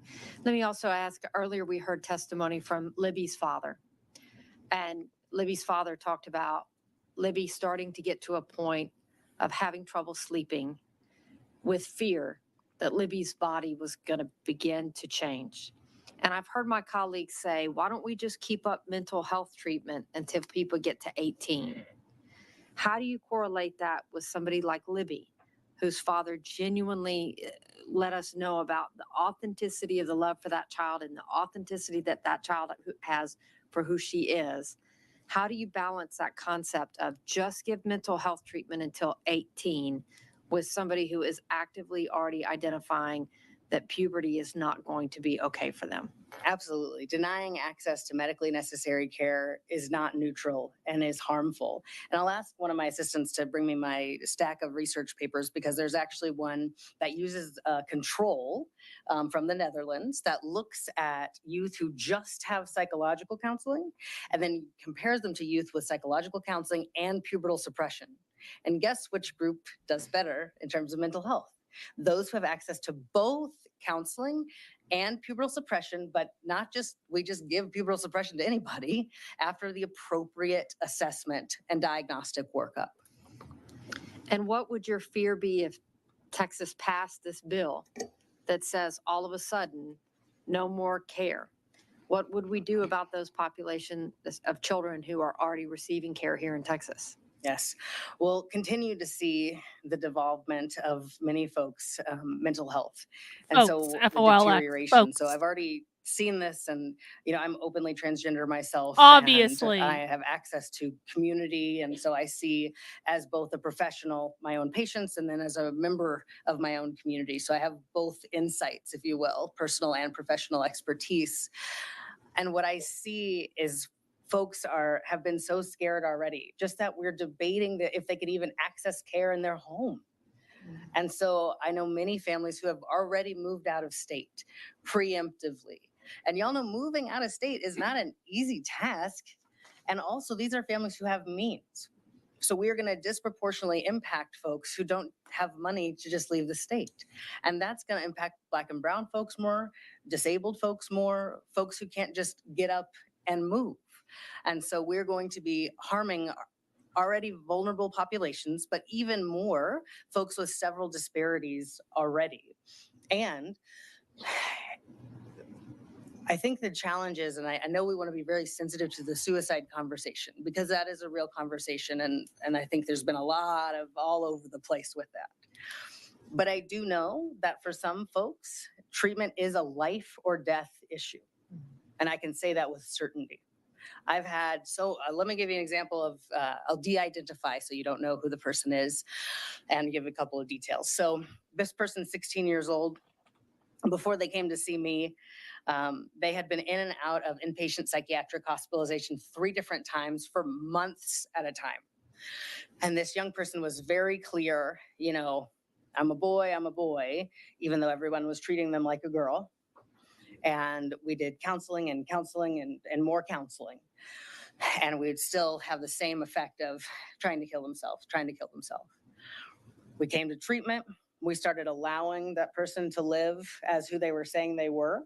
And with any treatment, it's always a trial. Would you agree? Any single treatment that we give someone, it's a trial. That's why we have them come back and we see if the treatment worked or not. So we allowed him to live as who he was, and he wasn't going to the hospital anymore. And then we did further evaluations over several months about would medical intervention be appropriate for this child or not? And I would say adolescents, pardon me, because we're 16 years old. Let's get really clear with that.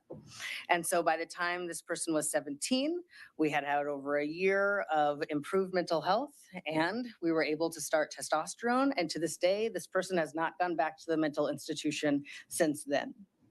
And so in terms of life or death, when you talk about totally banning a treatment that keeps my patients out of the hospital, I have to fly here from Minnesota to talk to you. Thank you. Thank you. How pompous Chairwoman. is this person? I just have to fly all the way from Minnesota to come to Texas, Thank you, Dr. a state that Pavini. I'm not Appreciate you going to taking the live time. in, and tell you what to I'll do. tell you what I said to the last witness that I questioned is thank you for trying to make Texas a better place, and whatever side of the issue we fall on, taking part in this process does that. So where are you licensed to practice? Medicine or psychology or both? Well, both actually. Yeah, thank you. Sure. Psychology in Texas, and I have the SciPact certification, so 27 different states as well. And then medicine, Minnesota and Texas. Minnesota, okay. And do you have like one office in a particular place, or do you have an office in both Minnesota and Texas, or? Great question. So I'm in residency, and so I'm pretty much only doing residency. However, because of the extra special expertise I have in this area, there are folks who still want to see me outside of my residency, so in my psychology career. And so I do have an office down here, and whenever I'm visiting down in Texas that I can use, and also virtual support services down here in Texas. So when were you licensed to be a psychologist? I believe it was 2014 was when I was licensed to be a psychologist. Okay. And I've kept that license. When did you receive it? So you have an MD degree. I have an MD and a PhD. When did you get your MD? 2020. Oh, okay. I've been going to school forever. But this is worth it, if that makes sense. I understand. A moment ago, you said what we need is the appropriate assessment and workup. Yeah, I get you something to drink there. We're good. Does she have a beard? Glad to be here. Yeah, absolutely. I really want to see this person's face when they turn around, because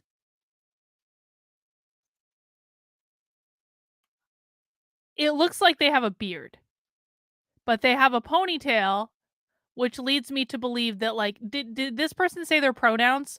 Do they consider themselves male or female?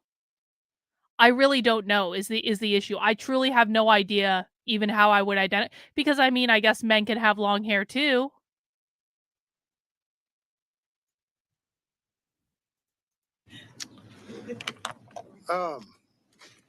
That made me start thinking about it.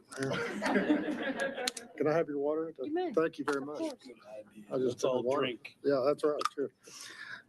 A moment ago, I thought I heard you say that the appropriate assessment Mhm. and workup is necessary. Absolutely. Okay. And the trans voice In is your such that I don't know which experience way as it's a going. Is it getting higher? Is it psychologist getting in lower? Texas, I don't Mhm. know. do you believe that the appropriate assessment and workup is being accomplished in Texas currently? If families go to providers who know what they're doing, if folks are practicing in their scope of practice, absolutely. And do you have an understanding do you have any idea as to what percentage of providers are doing that? The ones in my network all are, but I've had a few patients come to me and tell me about people who have told them these other things. And then I get that corrected and I report those folks to their boards. Okay. If you don't mind me asking, I think a moment ago you volunteered. Wait. This person just said that if other doctors have different opinions, that this person will report them to the board to try to get them in trouble. Here that you transitioned yourself. Yes, sir. How old were you when you began the process? Sure. So informally, because I was born in 83 and then lived in Beaumont, we had no information. So I started living as a boy. Gosh, as soon as I told my mom I Boy, didn't want okay, short okay. hair, The but it beard now wasn't makes sense. formally Okay, so. okay. I had a bowl cut from probably like, mom can bring pictures, 4, 5, or 6 years of age, up until 6th grade. And pretty much everywhere people who didn't know me would assume that I was a boy, and I wouldn't correct them. And so I would say I kind of made my own way. I made my own social transition the best I could. And being a tomboy is a lot easier than being a boy who wants to wear a dress. So let's just talk about how I had a lot of privilege and a lot of good experience because we allow so much more room for girls to act like boys or whatever we want to call it. So let's call that what it is. So I was, treated well. People were like, oh, you're androgynous. Okay. I went to Catholic schools. They didn't make, I wasn't going to wear the skirt. I was not going to do it. So my mom went to talk to the principal and was like, look, I really want to go to Catholic schools. This is really important to us. Like, what are we going to do? And she said, as long as you use that same material, and I'll tell y'all, it was the ugliest plaid. I love you, St. Anne's, but it was the ugliest red and black plaid in the world. But so instead of my little jumper, my mom, thank goodness for her, she knows how to sew. She has a sewing machine. And so she made overalls. And so I got to wear overalls to school and go as myself in Beaumont, Texas in the late 80s, early 90s. And I wasn't bullied. Did you ever go through a time where you went through, you had puberty blockers or some? Oh, great question. In terms of my medical transition. Okay, so that was my beginning social transition. But then when I was 12, it started to become really clear that people were kind of wondering about me and are you gay or not? And in my faith belief, that was wrong. And so I was just like, no, I'm not gay, but I don't feel like I'm a girl, but I don't have words for this. And so I just tried my very best to live as a girl. I grew my hair out really long. I tried to date boys in high school, do all those things, but that did not work at all.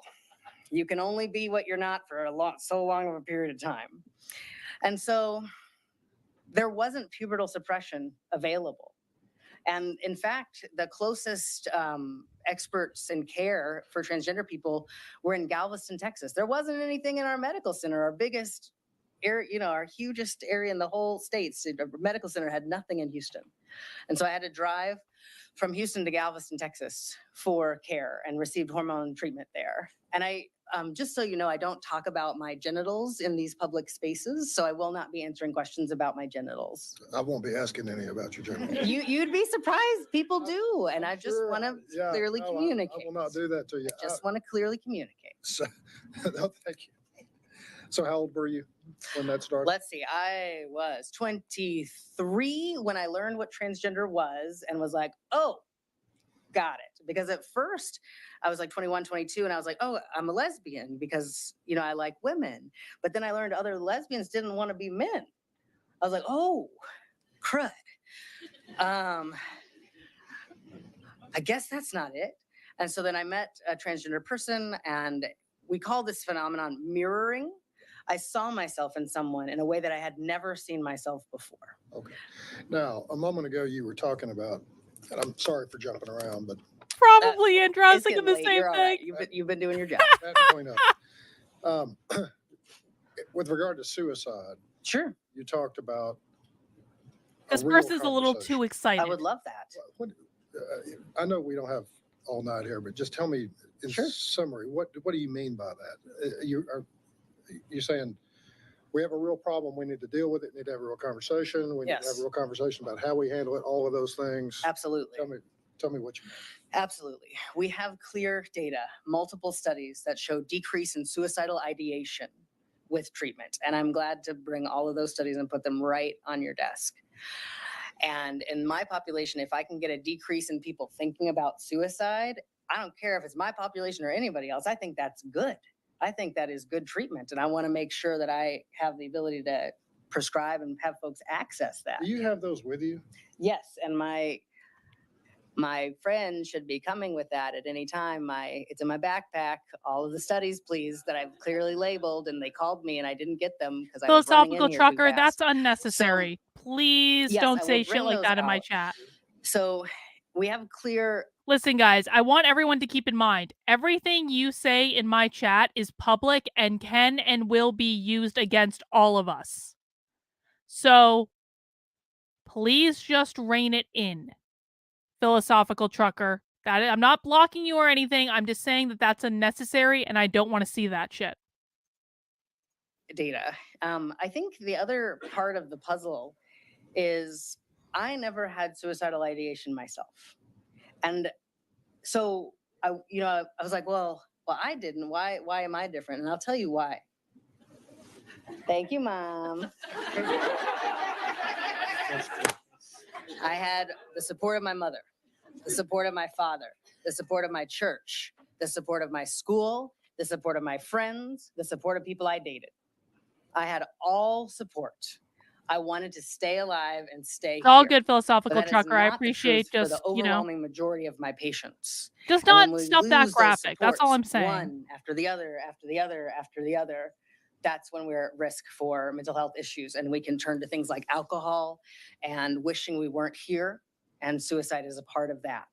So I can bring them out. I've annotated them. No, for anyone you can as cuss. well. I don't We care have about some with that. I control care about groups the if more you're excited graphic about things. those. That's not what the problem Pubertal was. suppression control groups. These are all mostly from the last 3 years. So after this 2018 data that y'all keep talking about.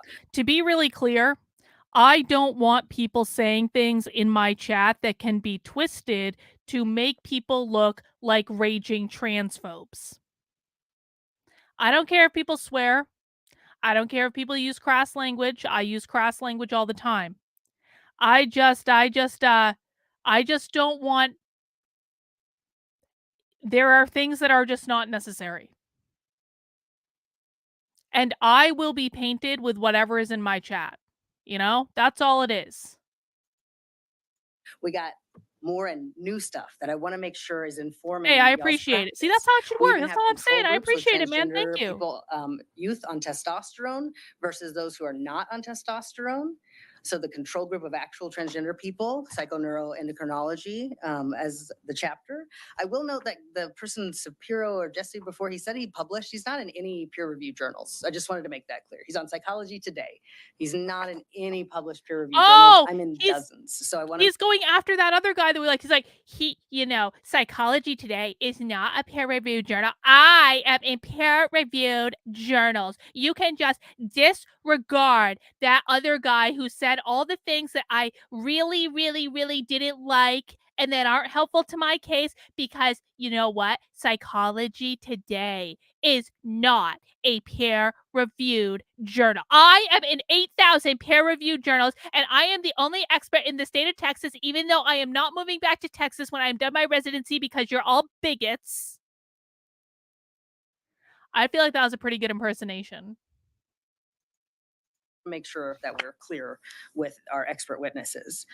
Dr. Cooper, I who's gonna am the present only later, expert. they have a Only paper on me. hormone therapy and decreasing depression symptoms, anxiety symptoms as well. And I want to talk about, we talked a lot about it reduces suicidality, it reduces depression, but there's good things too that come with the treatment. There's like good positive, not just getting rid of the negative, but also positive body image, self-esteem, participating in school, getting better at academics, participating in different groups, joining society, coming back to life. These kids wake up and come back to life. And so we got all of these longitudinal No, hormones. Psychology I'll tell you Today what, is completely what you need. captured I surely ideologically, appreciate it. completely Yeah. captured. Why don't I you don't know how go they ahead got and leave published in those it. with Dr. Oliverson? if you don't mind. Please, and I would love to personally review any of these with you. Yeah.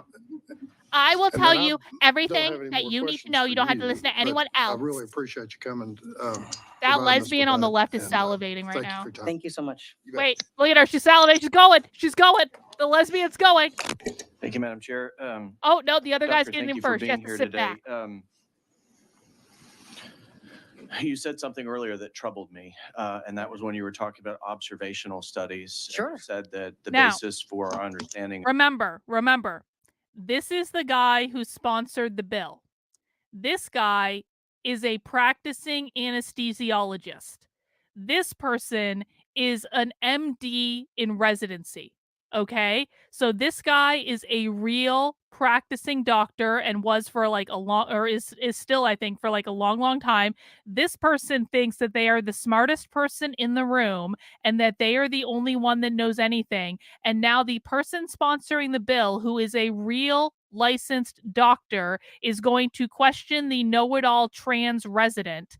How do we think this is going to go? Of how statins work is through observational studies, Through but that's low quality in evidence. fact not true. Low quality evidence. Multiple randomized controlled trials and meta-analysis on top of that, systematic reviews that document the effectiveness of statins in terms of lowering cholesterol as well as preventing the recurrence of heart attack. I think what you're talking about when we talk about observational studies is more along the lines of, does coffee lower the risk of cancer? Does chocolate help improve mental function? These are observational studies where they look at a large population subsection. They do their best as they can to try to eliminate all the confounding variables. But at the end of the day, it's neither prospective nor is it randomized.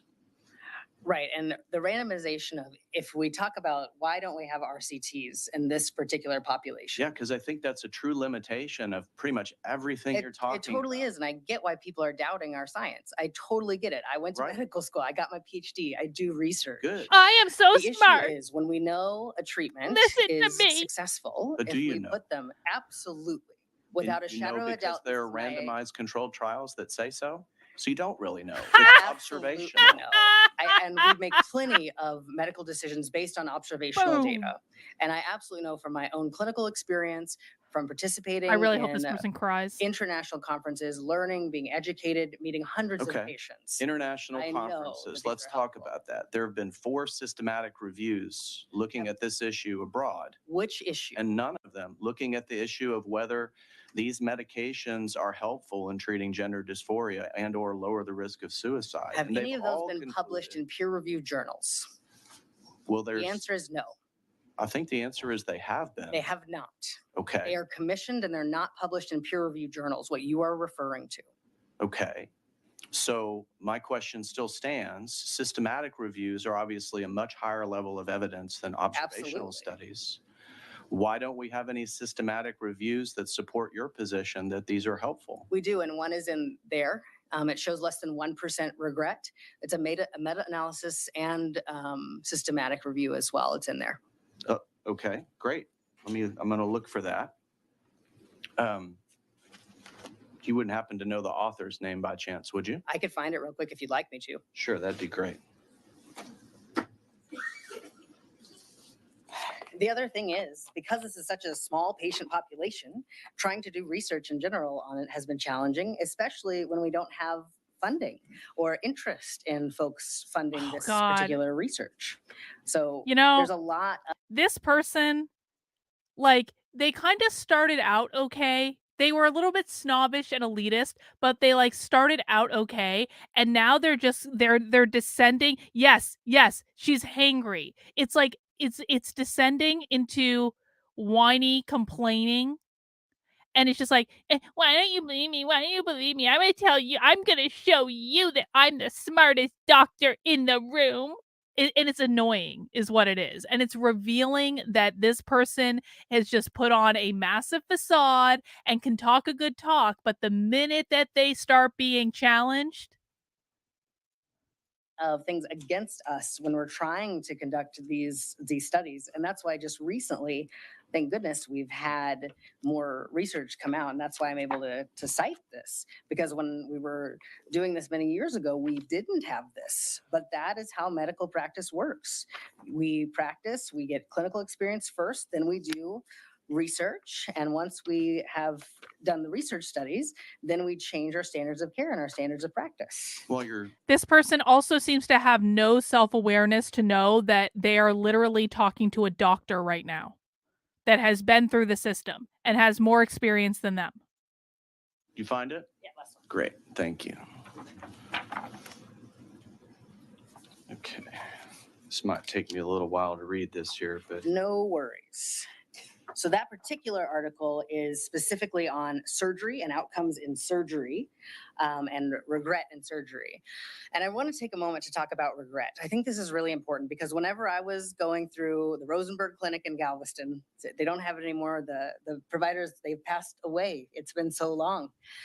And they were very worried that we would regret treatment, regardless of what age that we were starting. So I started testosterone at age 24. I'm 39, going to be 40 this year. Woo, I'm still in school. And so they were very worried about regret. And they were very much like, anytime you want to stop treatment, we can stop treatment. No problem. You know, it's not a problem. We'll still take care of you, which is what I tell my patients to this day, because that was important for me. And so in my own practice in psychology, what I'll do is my initial questionnaires for my patients is I say, do you have any regrets related to your transition so far? How long If after? so, what are they? How long after I'm worried transition? about this too. How long after transition do The you overwhelming ask? majority of my patients say, nope, I have absolutely no regrets. And that does not include the patients who just stopped showing up to appointments because they do regret it and don't want to deal with this. There was someone who testified earlier. It was actually the psychologist that was also in opposition to the bill, so she was not a fan of it. And she testified that that after a while, patients will just stop showing up if they want to detransition. So this person is talking about asking their patients if they regret it when they're still showing up for treatment. They're not asking the ones that have stopped showing up for treatment, have started going to a different doctor, maybe have just started desisting entirely. So it's not an accurate metric. Sorry.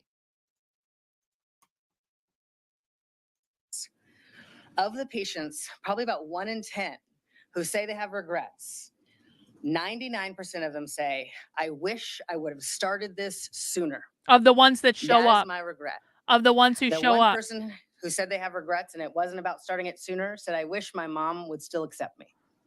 The ones who show up. Okay, I'm still looking over this. I'm probably not going to be able to get back to you right now, but we'll have a conversation about this later. I would love to. I would like to know, though, by the way, that so meta-analysis here, looking at this, were these surgeries all performed on children? No, we don't perform surgeries on children. You know that. Well, actually, I know that we don't perform some surgeries on children, but I think we've heard testimony that you do mastectomies on girls I'm not under a the age surgeon. of I 18. don't do surgeon. Well, I understand that, but since you're quibbling with me, I just want to set the record straight on that. But obviously, I want to be clear. we know that that does happen. At least the top surgery happens. Right. No genital surgeries. That's Yeah. correct. Well, but the top surgery is not reversible either. That's correct. Yeah. Plastic surgeons will tell you, oh, we can put breasts Absolutely. back on. Seen but that a lot. You already know. Let's talk about WPATH. I want to understand why there's such a disconnect between the European community looking into this and doing at their level best to understand the research and study it. And maybe they even have better funding than we do because they have national health services and we don't. Why do they come to such a dramatically different conclusion with regards to gender affirming care? What conclusion are you referring to? So I'm referring to the fact that you have country after country that has rejected the idea of gender affirming care, which WPATH promotes. And they've actually started closing a lot of their child gender clinics in other countries, right? No, there's been No, you're one telling me that hospital- Tavistock is still Please open. allow me to finish, Representative. There's been one hospital in the UK that closed. However, they're not going to stop providing gender affirming care. Yeah, They're Jazz Jennings opening it had up to bottom surgery when she was regional 17. hospitals. So the idea that they're stopping providing gender affirming care in other countries is false. And I don't appreciate folks continuing that narrative. Well, that's certainly not what the CAS report said. And they actually shuttered the clinic because they felt like it wasn't evidence-based. They did right? not. No, that wasn't the case. They felt like the evidence was very low quality, as we've Yes. talked about. Right. Which we know, Okay. and we still have a preponderance of evidence, but they said, you know what? Different countries have said, we need to study this more, and they put, they're following the same standards of care. So I'm not seeing these huge changes in standards of Well, they're obviously doing something differently because they're not doing the pediatric gender treatments that they were doing. Some of them have stopped all surgeries completely, but many of Look them like they continue. stopped more than just the surgeries. It Many looks of like they've them- stopped. And then we have other countries as well that have put out the same systematic evidence to reverse some of these things or at least put the brakes on it. I guess the question I want There is to, not so this. what I want to understand is, again, you're making I think what you're saying is that there's no difference between the Europeans and the Americans. I think the bulk of evidence That's would not what I'm suggest that saying. there's a lot of difference. That's not what I'm saying. Bottom line is I'm here about kids, and Europe has not banned care like this bill would do. But they have significantly turned the corner on doing what we're currently doing in America. They are not allowing children to essentially make the diagnosis and drive the train as far as self-identification, which is what WPATH recommends. Yes? That's not true. Children do not make the diagnosis. Really? Licensed healthcare providers make diagnoses, By talking to the children. which is the same with depression, anxiety, and other mental health. No, it's professions. not. So the And children who are adolescent or pre-adolescent who apparently are going to undergo treatments which are life-altering, you would agree that many of the treatments that these children undergo are not reversible. Many of them are not reversible. Some are Yes. partially reversible, and some are reversible. So there's no going back. I mean, if you make the wrong call as a 12-year-old, I mean, we've just heard testimony from folks that obviously it didn't work out for them like it was promised. And there are some that it absolutely does work out, and they need access to care that this bill would cut off from them. But how do you self-regulate as a profession when you have a treatment failure rate that seems to be growing at an alarming pace? I have 3 studies that are more recent that show only 2%. So I'm not sure what research that y'all are looking at, but I can give these to you. And they're international as well. There's 2 of the 3 here. The other question I want to ask you is, are you familiar with WPATH 8's decision to remove recommendations regarding a minimum age limit on gender conforming surgeries? Yes, Why did they do that? that was a big argument that was going to happen up until the day of putting it out there. We're all clear as a field that this is a highly individualized care. There's not the same 2 people that come in and I say, okay, you're going to need hormones at this age, you're going to need surgery at this age. That's just not how it works. It's very individualized. And so if we put age limits, we would not allow for the individualization of care. And also, as AD says these clinics have no diagnostic tool other than affirm the belief, which is in opposition to other typical diagnostic tools. That's a really great point, AD. I'm really glad you made it. Thank you so much. puberty keeps starting earlier and earlier these days. If I got a kid that's starting puberty and is in precocious puberty, I need to be able to take care of them. But if I have a guideline that says you can't do anything till 12, this Why person 12? is stuck. That's you were not ju- part of the You law. were just saying a second ago, we don't do surgery on I'm not talking about adolescents. surgery. I'm talking about pubertal suppression. I'm talking about and hormone surgery. therapy. I'm talking about them removing there was, if I remember correctly, if I read correctly, in the Yes. earlier versions of the WPATH guidelines, there were recommendations on a minimum age limit for surgical, gender conforming surgery. My understanding is that's been removed in WPATH 8. And my question is why? Especially if we're arguing that these things never happen on adolescents, why would the leading organization promulgating so-called standards of care in America basically remove any guidance as far as minimum ages for surgery. Because they wanted to put that into parents' right to protect their children and physicians' right to work together, collaborating with families to figure out what the best care plan that with that patient So, would possibly be. so what you're saying is left to the providers to essentially, do what they think is best in consultation with patients and family members. We very well could see surgeries on children under the age of 18, according to Can you that. send me a link, Kino? And that may be The perfectly legal word is normal, children, okay, but super good stuff. This is adolescents that we're talking about. I'm talking about people under the age of 18. Very rare cases, incredibly rare. Hang on, we got another super chat coming in from AD. Kino is saying that this person's certifications are not accredited, which I'm going to be honest, like accrediting bodies suck in general, so I'm not sure. But like, I would like to see what you're looking at. I think that'd be pretty great. AD says the study she is talking about with the 2% stat fails to mention that cohort is highly selected for when you take into an account patients with a desistance rate about is still above 60 to 87%. So, you already sent me the email. Okay, I'll look into that. AD, are you saying that that study basically was highly selective about the participants that were included in that study, in that the inclusion-exclusion criteria basically left out anyone who potentially could be a detransitioner? Do I have that right? Just because it seems like there are some typos in the super chat, which, you know me, I make typos all the time. I just want to make sure that I have your intent right. And Kino, I'm getting into my email right now while we're waiting for that update from AD. Holy shit. This person's website is literally thegenderdoctor.com. Oh, we're going to look into that in a minute. Yes. So AD says yes. I was correct about what I said. Okay, hang on. Pause. This is critical to the operation. Let's look at this person's website. And I'm doing this blind. I don't really know what we're going to find, but you guys have to see this. Kino is the hero of the day. You guys have to see this. And we got to wrap up pretty soon because Joshua's thing is going to come on. Check this out. The URL is, I'll put in the chat, thegenderdoctor.com. Look at this person. They. Let's see. Oh, openly transgender queer two-spirit man who works with LGBTQI plus children, teens, and adults and their loved ones. Provides mental health letters for face, chest, and breast and genital surgeries.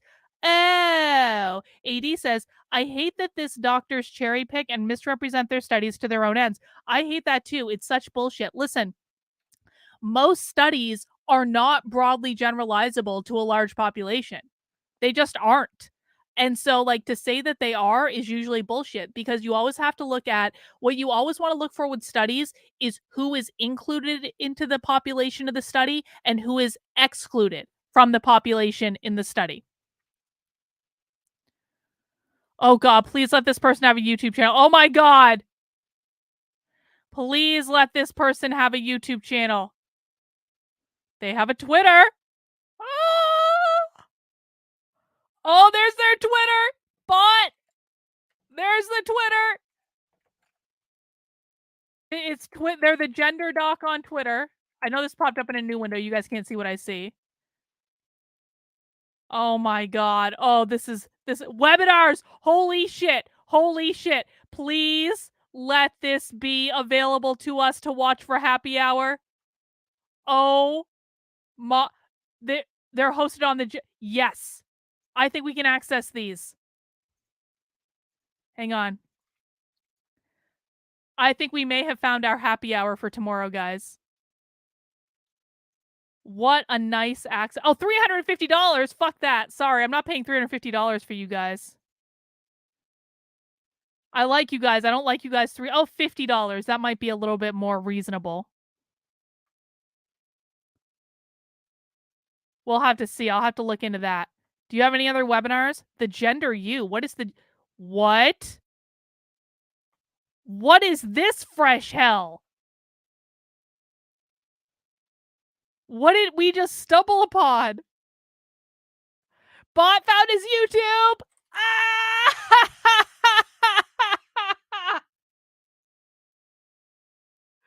Hang on.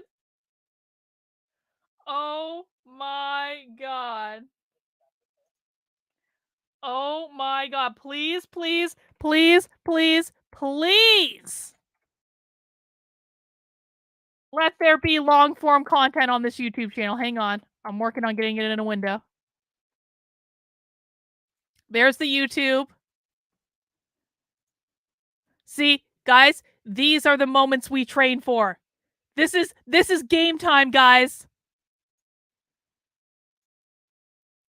Oh, looks like there's no long form videos. Oh no. Well, that's okay. Maybe we'll be able to find other stuff. Wow. There's so much gold on this. Resources.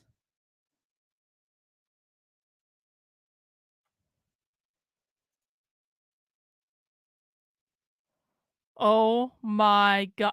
Oh, this person only charges $450 for a surgery assessment for face, chest, or breast, and $600 for an assessment for genital surgery for the first letter, and then another $450 for the next letter. Wow. All right. Excellent. Excellent work, everyone. Excellent. Excellent. All right, guys, we have about 25 more minutes before I have to end the stream because I want to go watch Joshua's thing about Eileen Warnos because I would like that, and I hope some of you guys do too. And so we're going to try to wrap this up, but we're definitely going to watch the rest of this testimony because this is just too entertaining. Cases, So it does happen, incredibly rare cases. but it does happen. Of course, very You just rare told us that it doesn't happen. I said genital surgery. Let's get really clear because I think you and me really are on the same page. I'm not sure we are. I think that you and I both want to take care of the adolescents in this state of Texas. I think you and I both have an investment in their health care and keeping them alive. Is that true? I think that This you person is believe that manipulative. what you're doing is evidence-based and supported by multiple independently That was confirmed straight trials. And gaslighting. I What just have happened? brought- strongly disagree with you. I think you are operating in essentially a scientific no man's land where you are, as by your own admission, using extremely small sample sizes that don't lend themselves very well to research or control groups or randomized controlled trials. And you are just sort of figuring it out as you go along. I showed you I a trial commend of you for- 20,000 people. I'm not sure And what you how want. much of that was survey? What else do you want? I want actual prospective trials. Where are you? That is where medicine Have you been finds funding its those? strengths.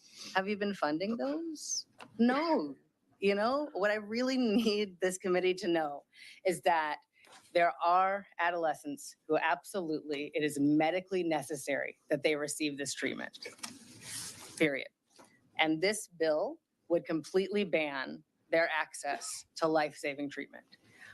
So if we want to get and work together, which I hope we do, then we need to work on the regulations so that the right patients No one get wants to work access with to you. this treatment.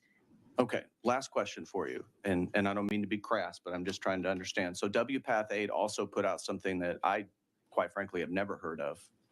But since you know a lot more about this than I do, can you explain what is a eunuch gender? Sure, it's actually in the Bible.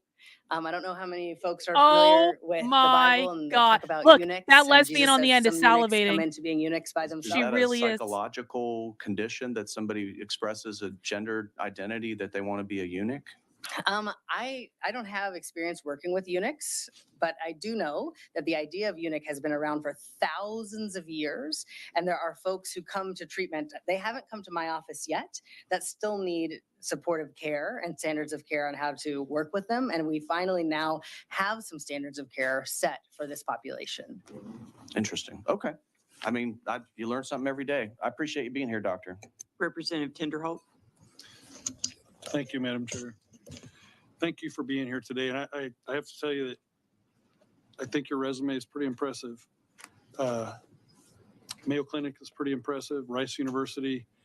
I don't have the wherewithal to do the amount of school you've done. It's a lot. And I'm tired.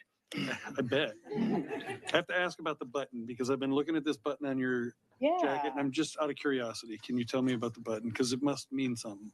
Absolutely. So I have to cover up, Sure. the institution. This is actually my mom's button. It's Mother Mary and Jesus. And Okay. so Catholicism is an important part of my identity.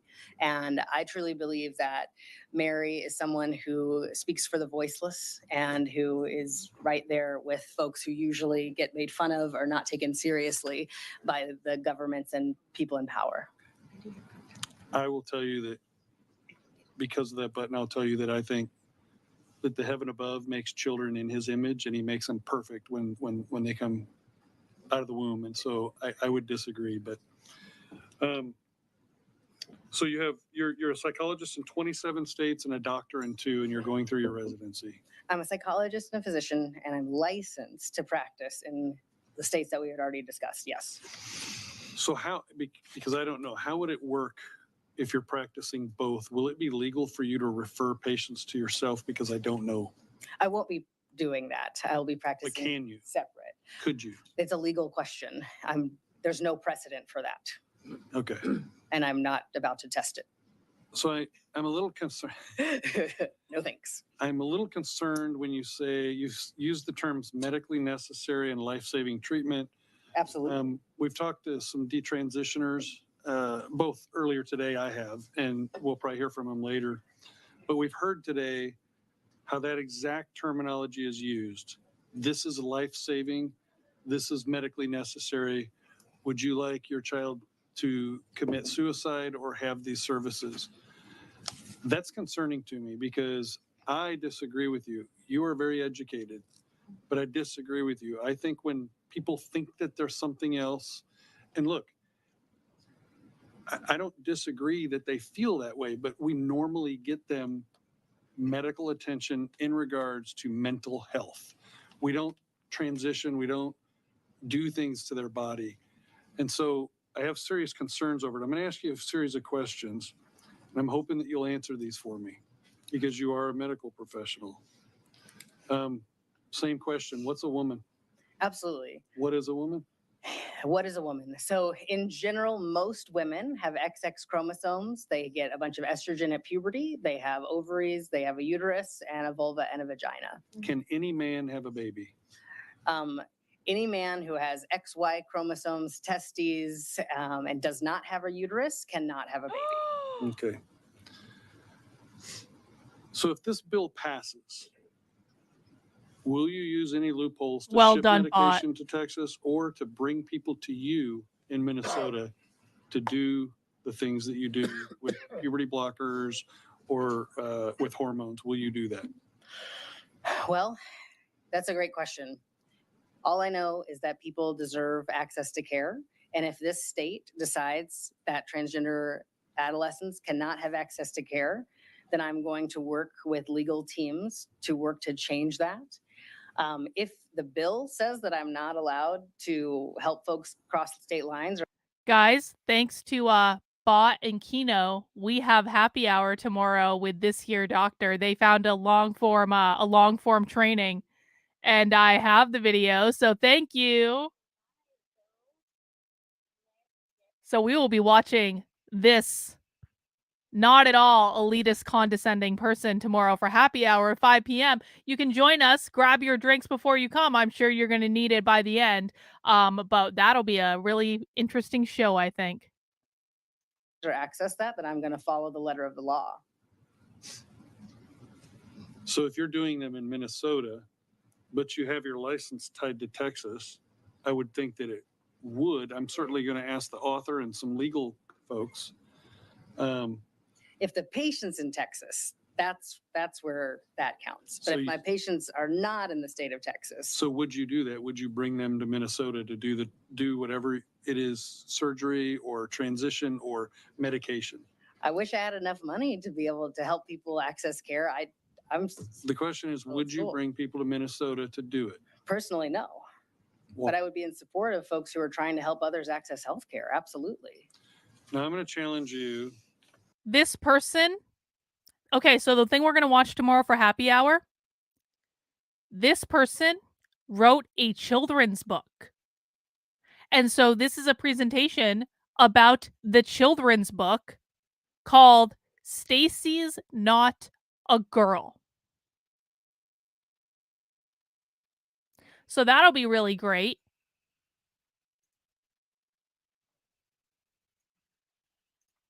On the fact that no surgeries happen. That's not a fact.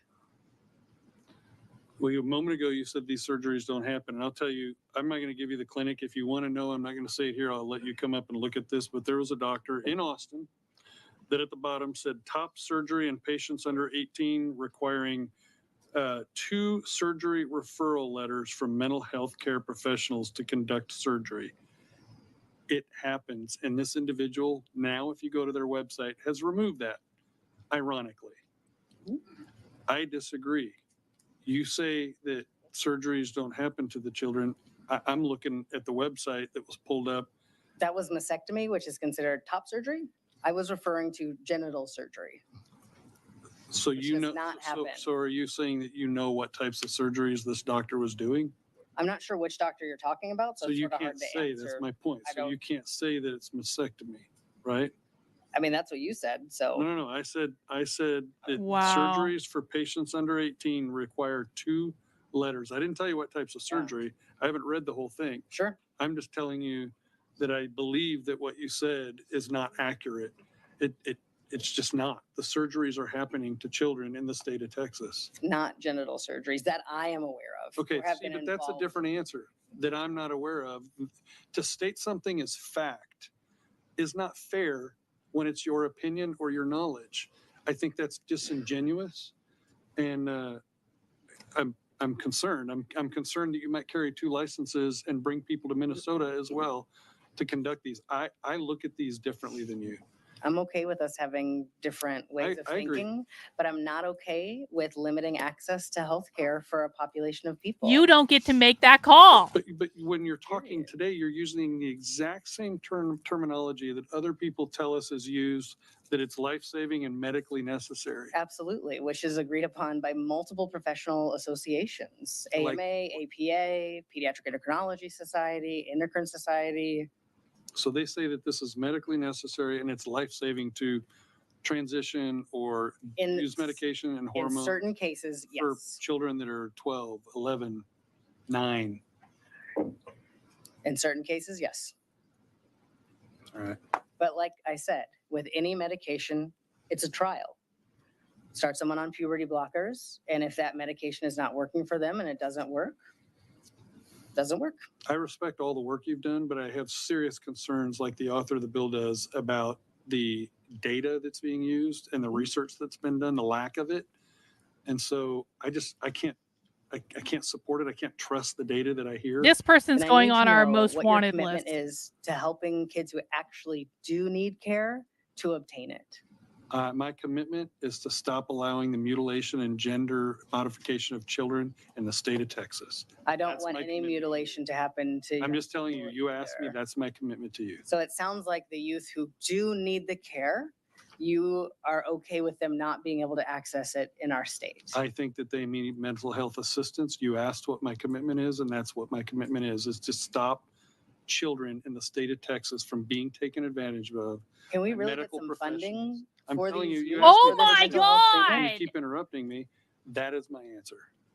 I would love the funding for that mental health that you suggest, sir. Thank you. Representative Smith. Just trying to get down to some details. Have you had a chance to look at the bill by chance? Yes, in the Okay. latest edition that I found, yes. All right. Under one section of it, it lists out a number of procedures, and I just want to make sure I understand your opinion on this. It lists out a number of prohibited procedures that it would make them illegal for the purpose of transitioning a child's biological sex to perform a surgery that sterilizes the child. Okay. Would you think that a surgery for the purpose of transitioning a child's biological sex, which sterilizes the child, falls below the standard of care? In terms of genital surgeries that sterilize a person, those need to be done 18 years of age or older. Okay, So I'm fine with that. so that's a yes? Yeah, in other words, However, you do list many procedures that do not sterilize, and I'm not in agreement with that. okay, so let's just go down through this list. Castration? You would agree that to perform Oh. castration for the purpose of Thank transitioning a you. child I really falls appreciate it. below the standard of care? They need to be 18 or older. Same with the vasectomy? A vasectomy, I don't have any patients wanting a vasectomy at this age, so I wouldn't give them, I wouldn't refer for that. I think he heard I don't even know why that needs to be on the bill. That doesn't make a lot of sense. you. I'm sorry, but did you say mastectomy? Vasectomy with Okay, the okay, V. Yeah. You're right. That's I'm- very close. I'm One just letter going off. down to the Very list. different surgeries. It's on there. Oh my and that's God, this not it. person is the Vasectomy most actually not annoying a gender person that affirming has surgery, ever so I'm not lived. quite sure why it's on there. Okay, so, but, Yeah, so You don't no, have a- we agree. No. okay, we agree on that. Move on. You're telling me you're telling me that when a parent and a child are in a room with this person and the door is closed, this person is not browbeating the parent and saying things like, either you get surgery for your child or they're going to commit suicide. You absolutely know this person is threatening parents and weaponizing their kids against them. There is no universe in which this person is not browbeating parents to get them to trans the children. Hysterectomy. Hysterectomy is sterilization. And so I think the issue is if they have an actual medical condition where they need the removal of the uterus, we have to have a clause for that because that does occur in some cases. But if they don't have a different medical condition, then 18 would be appropriate. And I think that's covered because it's for the purpose of transitioning a child. Okay, same page. Is Yep. qualifying. Okay. Okay. Oophorectomy, I don't know if I'm pronouncing that right. That removes the ovaries and sterilizes, so I agree. Metoidioplasty. That does not necessarily, it doesn't take out any reproductive organs. What is that? So metoidioplasty is a surgical procedure to, if somebody's already had testosterone, it takes the clitoris and it makes it more prominent, so it looks more like a penis. I don't have anybody under the age of 18 having metoidioplasty, so I think it's fine to make that 18 and older. Excellent. All right. Orchiectomy, Orchiectomy removes testes, that's sterilizing, so I agree, 18 and up. penectomy, Penectomy, we really don't have penectomies. That's not how genital surgery works. We don't cut off the penis. Like, people are very misinformed about that. That could lead to sterilization. So 18 years old would be good. Excellent. phalloplasty. What is, So phalloplasty, the creation of a penis. If they keep their uterus and ovaries, they're still fertile, but I have no patients, and I've heard of no patients on record that have had this below age 18. So You don't- 18 is fine for Alright. phalloplasty. and Jazz Jennings had bottom surgery when she was 17. vaginoplasty. Vaginoplasty or vulvovaginoplasty. In most cases, this is going to be sterilizing. So in Texas, we could do 18. And now let's talk about mastectomy. Sure. Would it fall below the standard of care for the purpose of transitioning to take a child through a mastectomy? These are very rare cases. And in some cases, it would be standard of care. I think the other thing you have to think about is there are plenty of Texans who are 16 and have had a breast augmentation. And there's no issue with access to that. And so if we're going to keep allowing that in non-transgender patients, then we shouldn't have a different standard for transgender patients. And what we always see is when we're trying to make standards is folks trying to remove things from trans people. That's like always the case. So I want to notice that we're doing that again. Is it, doctor, do you know if it's true that once a child on, Would you mind speaking into the microphone? sorry. Is it true that once a child on Lupron and then testosterone for a period of a few months, if they are, that is irreversibly that irreversibly sterilizes the child? It depends on which Tanner stage they start the Lupron at. And so if they start the Lupron when they've already had a menstrual cycle, then yes, they will be able to be fertile again in most cases. But In we didn't test their most fertility before we cases. started. And we're very clear with that with patients. However, if they start at Tanner stage 2 with Lupron, a pubertal suppressant, and then if the family makes the decision to go on testosterone, one of the very clear risk and benefits that we discuss with parents is that we do not believe that they will be able to be fertile in the future if this is the decision that they make. And that difference between Tanner 1 and Tanner 2 is really based on the health. Hair, it's a physical exam that a medical provider has to do to make that determination. That's always done before we start pubertal suppression, always. Okay, so would you mind that particular situation falling below the standard of care for a child, for the purpose of transitioning a child? No, the parents deserve the right to decide with the physician if that's an appropriate course of action, as long as they go over the risk and benefits. Thank you, Doctor. Representative Jones. Pardon me for my ignorance, but I would really love to know, why is there such an overemphasis on the removal of breasts if we're having a conversation about sterilization? I'm not leading the conversation, so I'm not sure why they're asking these questions in the way that they are. Thank you very much. And so the next question is, there seems to be some situations where it is appropriate for mastectomies under the age of 18. Could Absolutely. you speak a little bit about that? Because it seems like there was, I think for me, and I'll just speak to my own ignorance, there seemed to be a confusion around sterilization and mastectomies because we keep on talking about them. So mastectomy is removal of breast tissue. That if I had a mastectomy, I will be open about that. But that didn't make me infertile or sterilize me in any way. It made me be able to confidently walk outside my house in Houston, Texas, in the middle of the heat and bring out the trash without a shirt on. It made me comfortable to open the door to the pizza person without a shirt on. It made me comfortable to walk down Galveston on the seawall. So in other words, it was completely cosmetic. And guess what? You don't get to I mean, someone having to put on a shirt is not the end of the world. And to be very proud of myself. It changed me in a way that I don't even remember what it was like before I had a mastectomy. It was such a positive experience.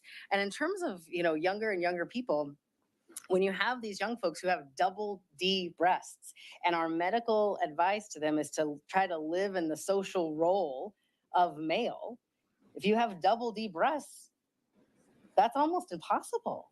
So many of them will wear binders and they'll get rashes under here and get acne and all sorts of issues. And so in very rare cases, I want to be very clear, most people have mastectomy after age 18. Let's be really clear.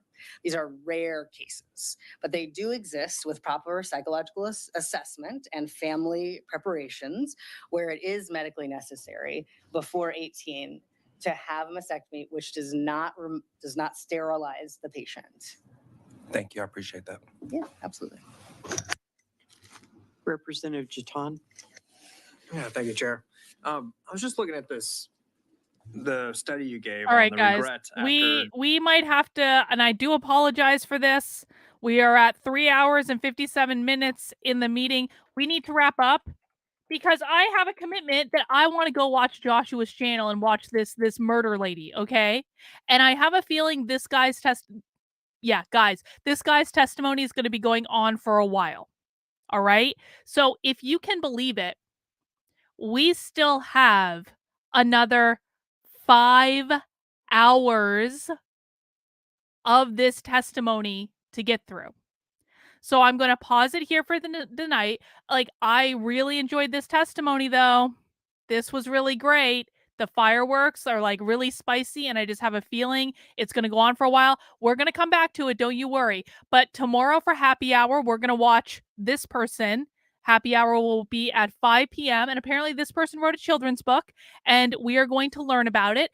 And maybe I will do a stream this weekend, like just a really long stream where we watch the rest of the testimony. Maybe that'll just be a thing. I don't know. I have to decide. But we will be doing happy hour tomorrow at 5 p.m. And then we can find time to finish up the rest of this testimony. People are asking what Joshua's channel is. Hang on, I'll pop Joshua's channel in the chat. Let me just get it on the screen. Make sure it's the right channel, not that channel. God, Joshua has 2 channels. Let me see. Okay, so Joshua's channel is youtube.com/Joshua the Psychic, and he is doing an astrology of crime episode that starts in 2 minutes, and it's for Eileen Warnos, who was the person in Monster, the woman serial killer. And he's going to talk about the astrology of like her case and all that stuff, and it's supposed to be participatory. And so even if you don't believe in psychics, I know not everyone does, but this is going to be fun. And so come and join us and watch Joshua's channel, and we'll learn about a serial killer. And that'll be probably less traumatic than what we just sat through. But guys, I really do appreciate you dropping by the stream today. I appreciate those of you in the first hour of the stream that basically listened to me yelling and working out my feelings and my emotions for an hour. Thank you for allowing me to get that out of my system. I really do appreciate it. But we will be back tomorrow, 5 p.m. Take care, guys, and we'll see you soon.